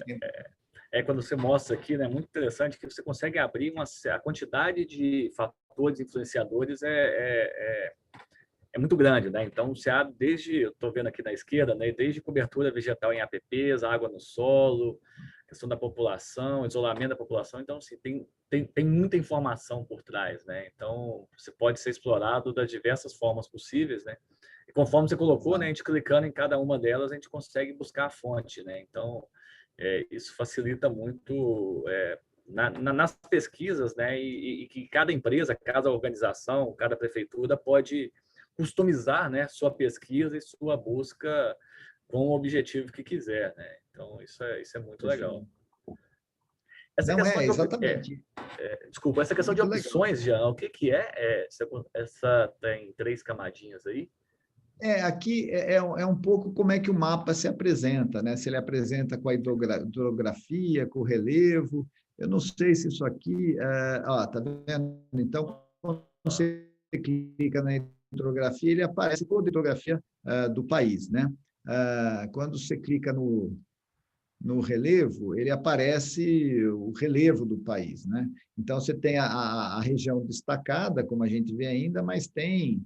Então, você tem um mapa de elevação aí, né? E por aí vai. Então, são essas opções que tem, né? E essa mapa de elevação, o alto é em relação à altitude mesmo, né? Quando você me demonstrou ali, o mais vermelho me parece É que o mais são alto. vermelho é mais alto. São as Serra Geral, enfim, são as serras. Aqui tem as áreas mais baixas, aqui eu acho que deve ser o Tocantins, enfim. Então, e você pode associar, né? Pode ter o relevo com a hidrografia, e aí a gente coloca a rodovia também, são as macros, né? A gente pode ir dando zoom nisso aqui também, né, Adriano? Eu acabei mostrando, ele vai... Claro, quanto mais você coloca de informação no mapa, ele demora um pouquinho mais para carregar, né? Mas aqui a gente vê as rodovias, você tem os municípios todos separadinhos, você sempre continua vendo, e só um elemento importante agora, o que a gente vê em cada município aqui, é exatamente o que a gente está vendo para Pirapora, é o índice de exposição para seca, né? Cada um deles, né? E aí, se você clicar no município, você sai de Pirapora e vai para Casa Nova, por exemplo, né? Na Bahia, e por aí vai. Você pode fazer, baixar, né? Na idade, a gente, como a gente mencionou, a gente não disponibiliza dados, porque os dados, eles são daquele universo todo de parceiros que a gente trabalha. Mas você pode abaixar, precisa fazer uma apresentação, precisa fazer uma discussão, tal, você pode abaixar as informações ou em shape, ou em figura, né? Ou até para pôr no Google, enfim, aí tem essas opções todas e download, né? Isso é muito importante. Estou dando um exemplo, né? A CEMIG está revisando seu planejamento estratégico e está focando agora mais na energia eólica, né? Ela vai ter um direcionamento até por essas questões de dificuldade do licenciamento de hidrelétrica, essa questão de futuros impactos, inclusive na disponibilidade hídrica, enfim, né? E essa questão do download, aí a gente tem um mapa, né? Eólico do estado, e existe um mapa eólico do país, né? Então, essa possibilidade de você fazer o download do Adapta e sobrepor, né, no nosso sistema do mapa de ventos do estado ou do país, isso é fantástico para já permitir um direcionamento de onde alocar projetos, né? Porque talvez você tenha 2, 3 ou 4 municípios ótimos, vamos dizer assim, e usar essa ferramenta também como critério decisório e locacional, por exemplo, de projetos eólicos, né? Então, essa possibilidade de fazer download é muito legal também. A foi recém-lançada, né, como a gente comentou, né, ela tem muito a evoluir ainda, sabe? E então realmente é uma contribuição aí da ciência, do desenvolvimento da ciência, do Ministério, né, para que justamente vamos dizer, a gestão no Brasil tenha a oportunidade de ter acesso a isso tudo. E tem outro elemento que é importante, a evolução dessa plataforma, né? Então, o que nós vamos buscar... Então, a gente tem o que a gente estava comentando, então nós vamos analisar questões de infraestrutura mais específicas, nós vamos analisar a questão de saúde, então vão ter alguns elementos, por exemplo, exposição à seca prolongada, você pode ter problemas respiratórios em determinados... Quer dizer, então, o avanço dessas vamos dizer, análises, ele ainda está previsto ele já está previsto dentro da plataforma, né? E uma que eu ia comentar, que é importante, é que a gente tenha o feedback, né? Então, quem usa a plataforma, quem navega, quem vai buscar, porque, assim, ela tem um nível de complexidade de informações muito alto, então, às vezes, tem uma coisinha ou outra que está faltando, ou então uma análise que a gente poderia ter feito e como você trouxe agora, né? É muito importante e a gente está super aberto para receber, diagnosticar, ou, enfim, a gente fica, inclusive, contente de receber críticas, sugestões e comentários sobre a plataforma. Legal, eu vou enviar hoje mesmo para a equipe do nosso planejamento energético e meio ambiente, para que a gente possa explorar isso mais. Jean, eu acho que tá muito divertido aqui o nosso bate-bola, mas eu acho que o nosso tempo está na hora da gente abrir, né, Mariana, para a segunda rodada de perguntas.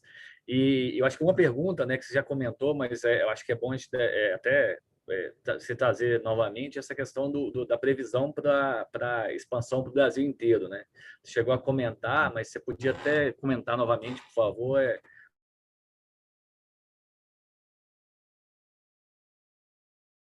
a gente ter os demais estados do país, né?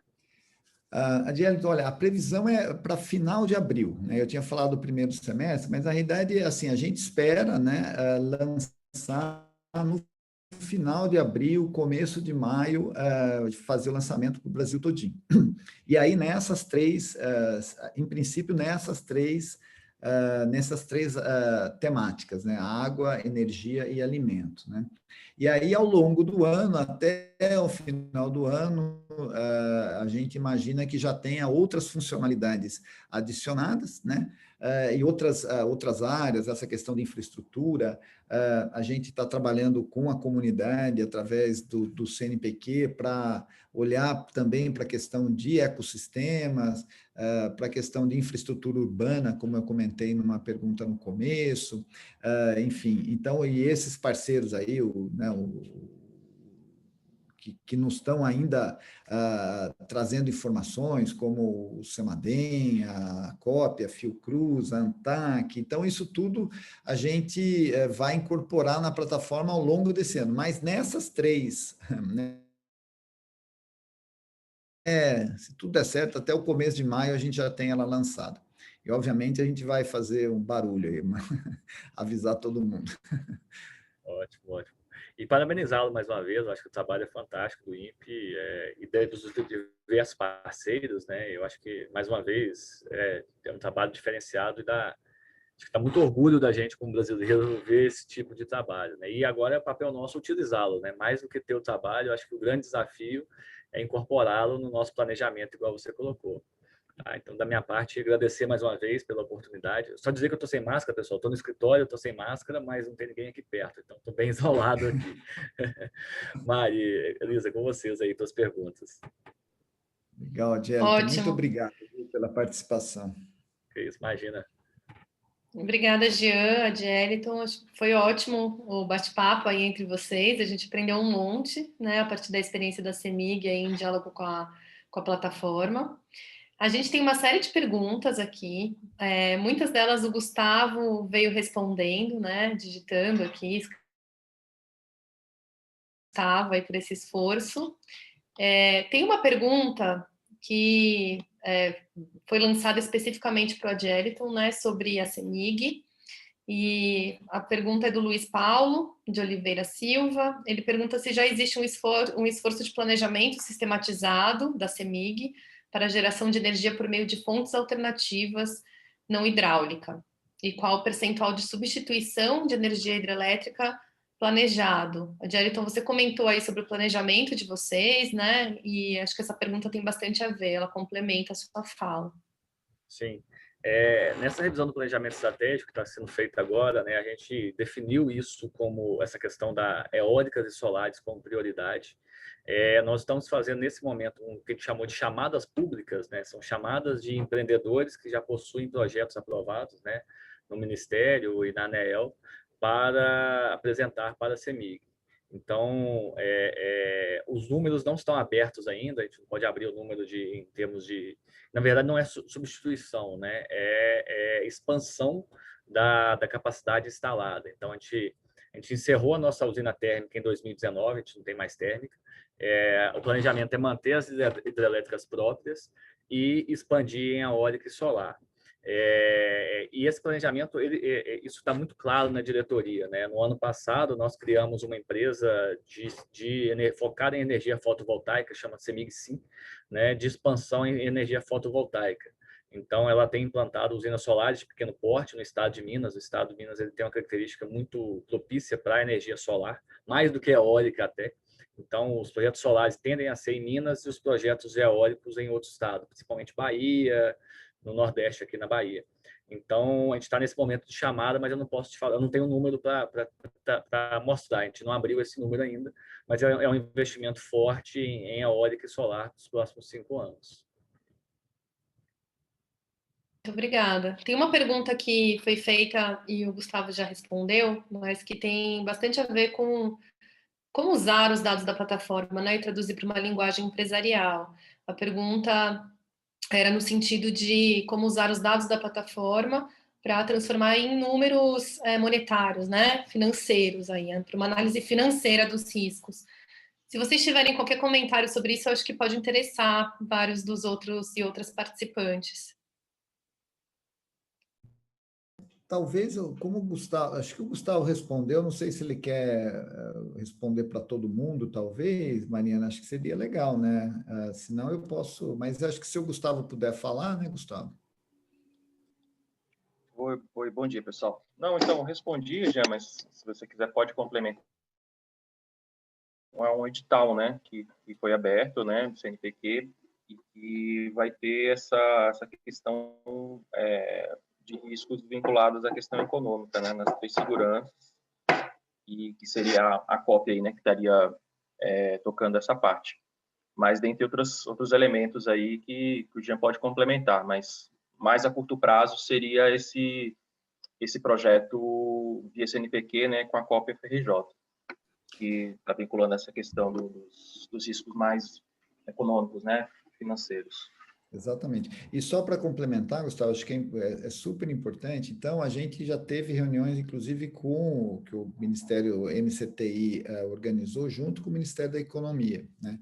Então, a ideia, sim, é trazer esses elementos de avaliação econômica para alguns aspectos, né? Então, essa chamada do CNPq que o Gustavo mencionou, na verdade, foi uma chamada aberta à comunidade científica, então a gente recebeu sei lá, a gente, obviamente, o CNPq recebeu mais de 250 projetos e que eles contemplavam diversas áreas estratégicas para incorporar na plataforma, e uma delas foi justamente essa componente de avaliação, né? A gente do INPE não tem vamos dizer,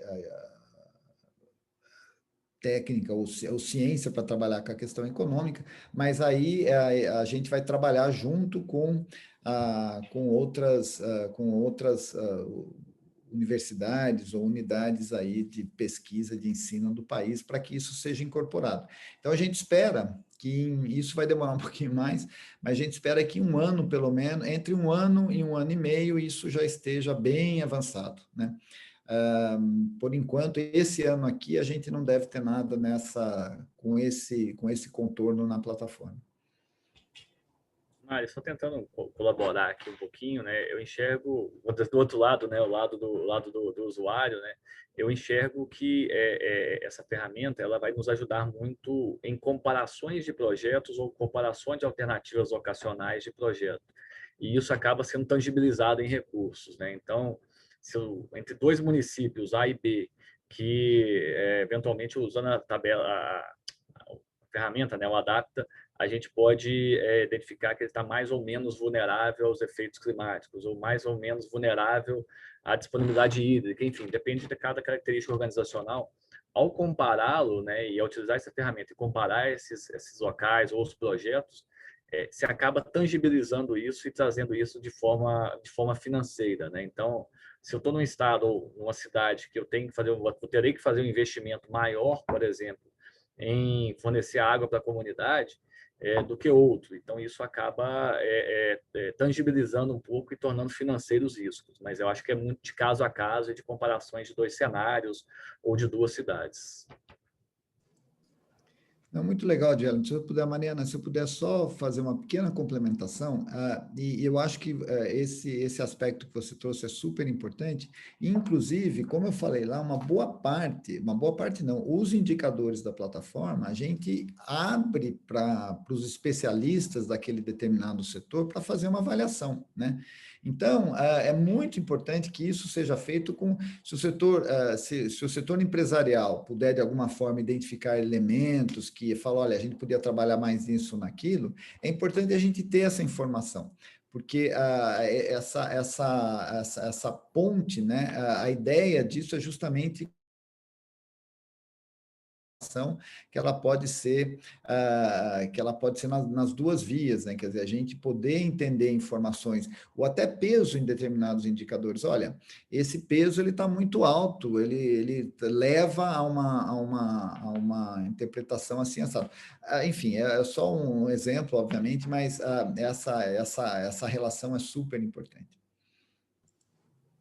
Obrigada, Jean. Obrigada, Dielton. Eu acho que também, complementando um pouco disso que você comentou no final, né? A gente tem uma pergunta da Diana, que ficou da primeira rodada. Ela parabeniza o trabalho e também pergunta justamente sobre o nível de erro da modelagem, se ele é alto e se pode impactar nessa projeção.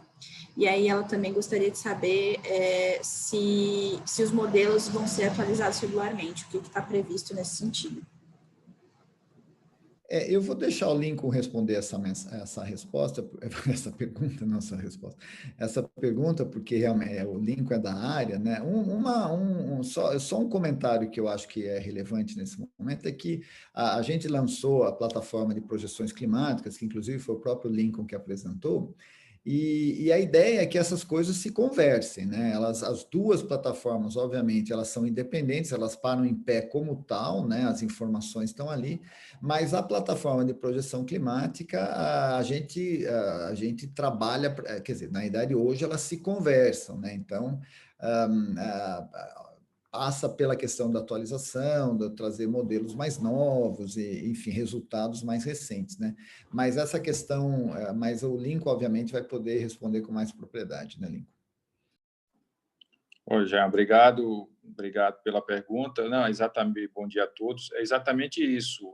A ideia da questão do erro, a gente está trabalhando num quesito que a gente define como ensemble, que são vários modelos de diferentes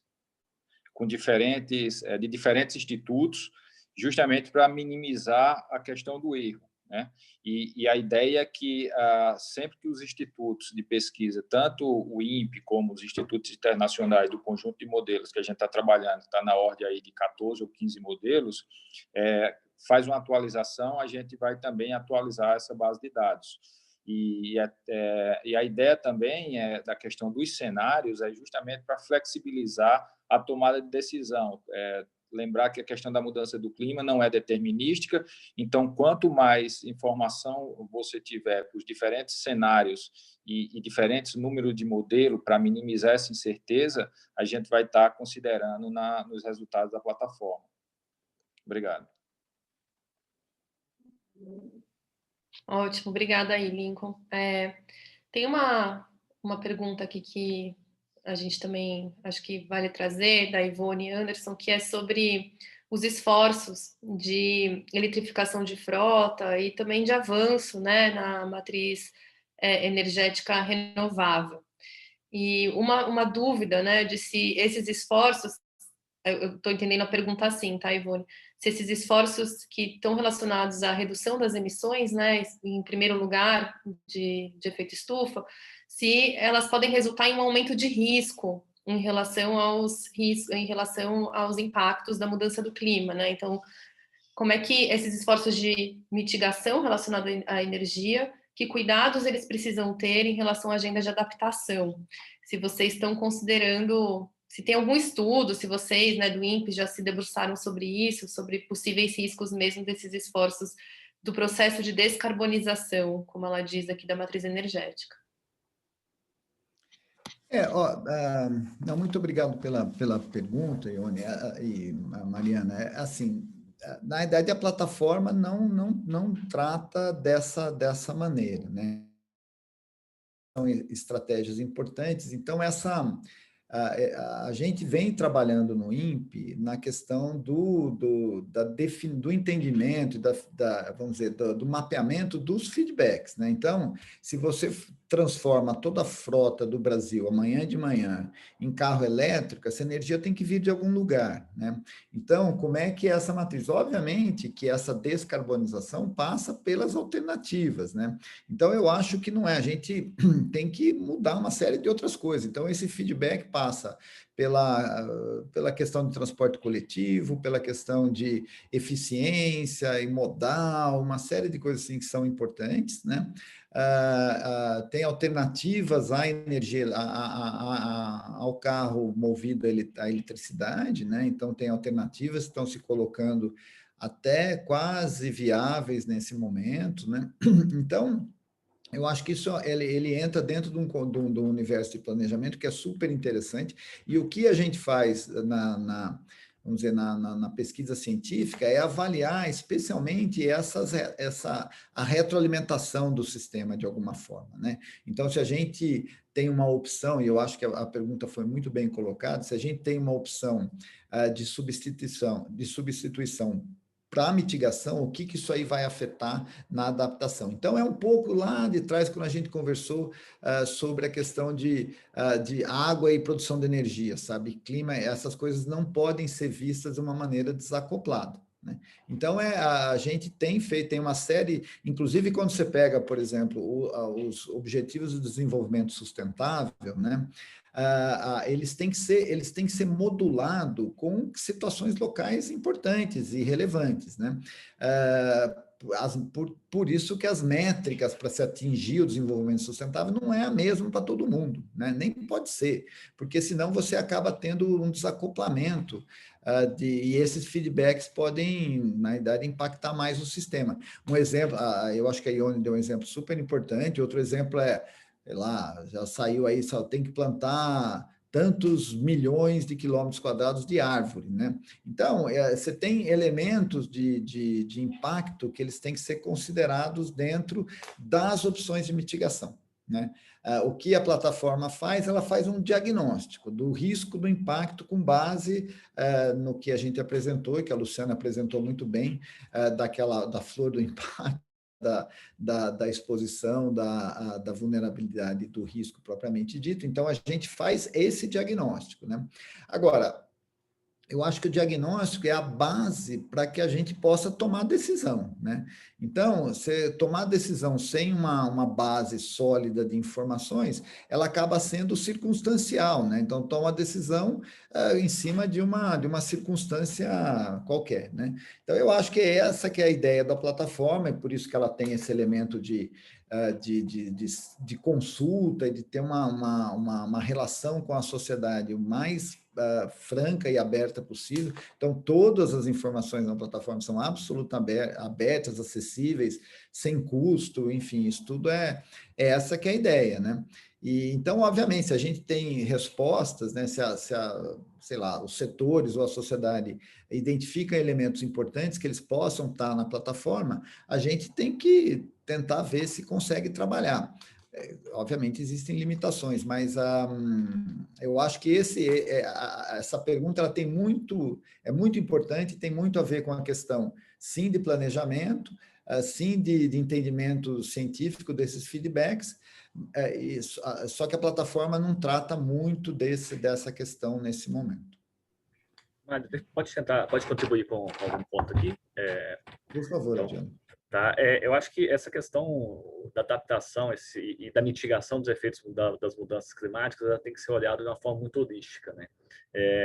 Dando um exemplo da expansão eólica e expansão solar, né? Em termos de mudança climática, é fantástico, óbvio, tá na diretriz estratégica da CEMIG, mas olhando para a segurança energética do setor elétrico, isso tem que ser olhado com um olhar um pouco com mais lupa, né? As fontes eólicas e solares são fontes intermitentes de energia, a gente sabe disso, né? Então, o solar só gera de dia, a eólica só gera quando tem vento, né? E para garantir a segurança energética do sistema como um todo, né? E hoje a gente não tem baterias ainda, né? A custos adequados para armazenar energia. Você tem que ter outras fontes que garantem a segurança energética. E quais são essas outras fontes, né? Ou são fontes térmicas, ou são fontes hidrelétricas e nucleares, né? Então, esse equilíbrio, né? E aí está esse desafio dos nossos legisladores, das políticas públicas, de buscar esse equilíbrio, né? De reduzir os impactos, né? Mitigar os efeitos das mudanças climáticas, mas garantindo a segurança energética, né? Um outro exemplo disso, né, da importância de um olhar mais holístico dos legisladores é em relação à energia fotovoltaica em nossas casas, em nossos telhados, né? Hoje, quem investe em energia fotovoltaica, quem coloca energia fotovoltaica em casa, são pessoas de uma renda maior, né? Isso é classe média alta, né? Só que, para garantir o suprimento de energia, e isso está sendo discutido no Congresso, né? Você tem um fio que tem que alimentar a todos, né? Então, se todo mundo todo mundo de classe média alta, migrasse para as fontes fotovoltaicas, eventualmente o custo da manutenção do fio seria rateado só para quem não tem energia fotovoltaica. Né, o custo seria colocado nas classes mais baixas. Então, esse equilíbrio da adaptação, da mitigação dos efeitos das mudanças climáticas, num olhar mais amplo, é fundamental. Eu trouxe esses dois cases, mas você tem diversos, né? Seja ele de carro elétrico, seja ele, né, se de repente todo mundo virar carro elétrico, como é que vai ficar a nossa estrutura de energia, né? Da noite para o dia. Então, assim, são desafios que nós, empresas, mas aí a sociedade como um todo, os legisladores, têm que estar atento e têm que olhar de uma forma mais ampla, né? Acho que é só esse ponto que eu queria complementar aqui. Muito obrigada. Importantíssimo esse ponto mesmo. E por isso que a ação climática exige uma articulação intensa e ampla, né, entre os vários setores da economia, da sociedade, enfim, formuladores de política pública. E esse é um grande desafio, né, da agenda de clima em geral, tanto mitigação quanto adaptação. Então, diálogos como esse aqui são fundamentais, provocados pela plataforma, né, mas que a gente já foi até além dos dados que estão lá, o que também é ótimo. E aí, para terminar, Jean...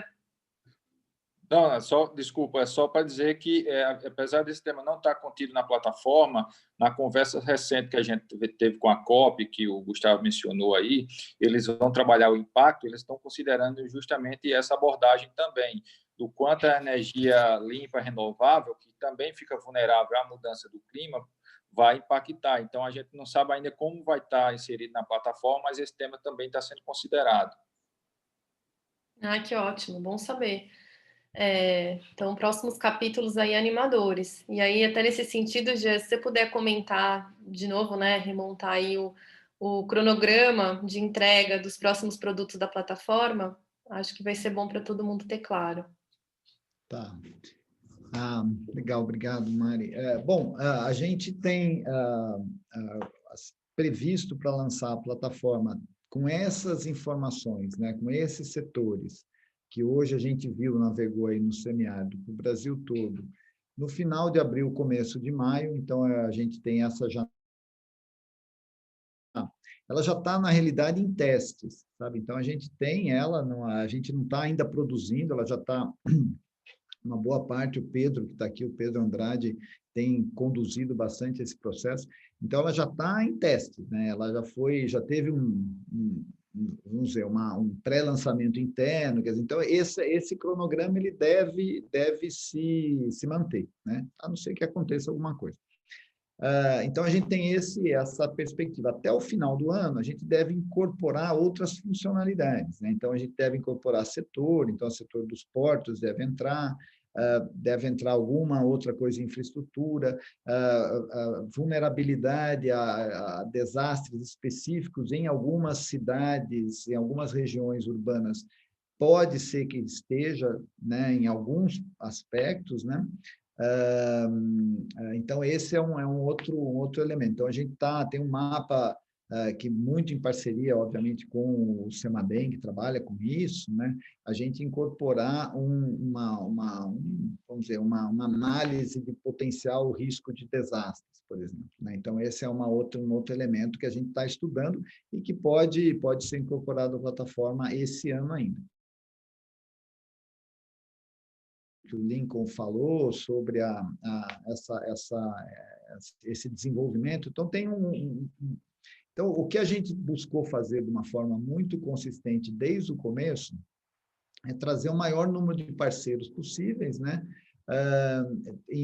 Não só oferecendo, abrindo os dados, como a ANA, como a Agência Nacional de Águas, como o IBGE, enfim, mas trazendo outros parceiros também para essa análise. Então, até a própria FGV está nesse projeto aí que foi aprovado pelo CNPq. Então, a gente engajou a comunidade científica com uma chamada específica, porque é um mecanismo importante de ter esse envolvimento, que também tem outro elemento que a gente acaba quase não falando, mas é um elemento de capacitação importante, que acaba muita gente trabalhando nessa temática e discutindo isso nessas interfaces todas que a gente tem trabalhado. E vamos dizer, esses novos desenvolvimentos, essas novas opções que estão associadas à economia, estão associadas à questão ambiental, aí um pouquinho dessas soluções baseadas na natureza, e da questão de infraestrutura, né, e de saúde também, a gente tem, enfim, a gente está avançando, provavelmente algumas delas vão ser muito pontuais, porque os problemas são distintos, e o país é muito complexo, né? Mas aí a gente vai tentando representar isso da melhor forma possível. Mas, pelo menos esse ano, essa expectativa da plataforma toda para o país todo, no final de abril, começo de maio, isso já está quase certo, né? Nada é super certo, mas enfim, isso é praticamente feito. E aí, até o final do ano, a gente tem essas outras funcionalidades relacionadas a essas temáticas que eu te falei. E aí a gente vai continuar trabalhando, né? A questão urbana é super importante. Aí urbano tem um nível de resolução diferente, né? Então, como é que se a gente pegar, sei lá, está do lado de São Paulo, como é que a gente pega uma cidade com a complexidade de São Paulo, por exemplo, e representa? Então, isso aí tem que tem uma resolução espacial diferente, né? Então, obviamente, a plataforma tem um limite, que isso aí está, inclusive, associado à capacidade enfim, de trazer investimento para a plataforma e tudo mais, mas ela tem um limite até operacional, né? E a gente vai chegar nele e vai puxar ele um pouquinho para cima. Mas a ideia é que ela seja muito dinâmica, que ela seja vamos dizer, uma plataforma para ser de longa duração, que é o que a gente imagina. Ela tem que ter esse dinamismo, ela tem que saber se atualizar, tem que saber conversar com os resultados mais atuais da ciência, né? Está saindo mais um relatório do IPCC agora, muito das informações que vão sair do relatório em termos de projeção climática, de medidas de adaptação, tal, de lógica, a gente tenta incorporar. Então, a ideia é assim, tem essa evolução importante que a gente vai tentar manter sempre atualizando na plataforma. Ótimo, muito obrigada. A gente, então, está encerrando, né? A gente está no momento aqui de ir para os fechamentos, infelizmente, porque está ótimo o papo. As perguntas que não foram respondidas, a gente vai responder, né? Vai mandar para vocês por e-mail, certo, Elisa? A gente vai coordenar isso aqui. E a Elisa tem um recadinho aí sobre a avaliação do evento. Quer falar, Elisa? Isso, né? Na verdade, só agradecer de novo aí todos os parceiros da iniciativa, aos participantes que estão conosco até esse momento de fechamento. E é isso, quando vocês fecharem o webinar, deve aparecer para vocês um direcionamento de pesquisa de satisfação, então a gente agradece muitíssimo se vocês puderem aí tomar um minutinho para responder, para a gente estar sempre melhorando nos próximos eventos. E o segundo ponto é que também, Jean e pessoal do INPE, a gente pode ficar aí com essa missão de ajudar na divulgação desses próximos lançamentos, digamos assim, né, de novos produtos ou novas funcionalidades da Brasil para esse público que está aqui conosco hoje. Então, a gente fica com esse compromisso de ajudar nessa divulgação, tá bom? Então, fiquem atentos aí aos nossos canais de comunicação, nossos e-mails, que a gente vai continuar compartilhando essas novidades. Obrigada. E os participantes vão receber o material e o link para a gravação, então fiquem tranquilos e tranquilas. Muito obrigada mais uma vez a todos aí do INPE, do MCT, da GIZ, Elisa, IEC, Então, estamos felizes aqui de ter tido esse papo e obrigado a todos os participantes. E até logo. Legal. Super obrigado para todo mundo. Valeu.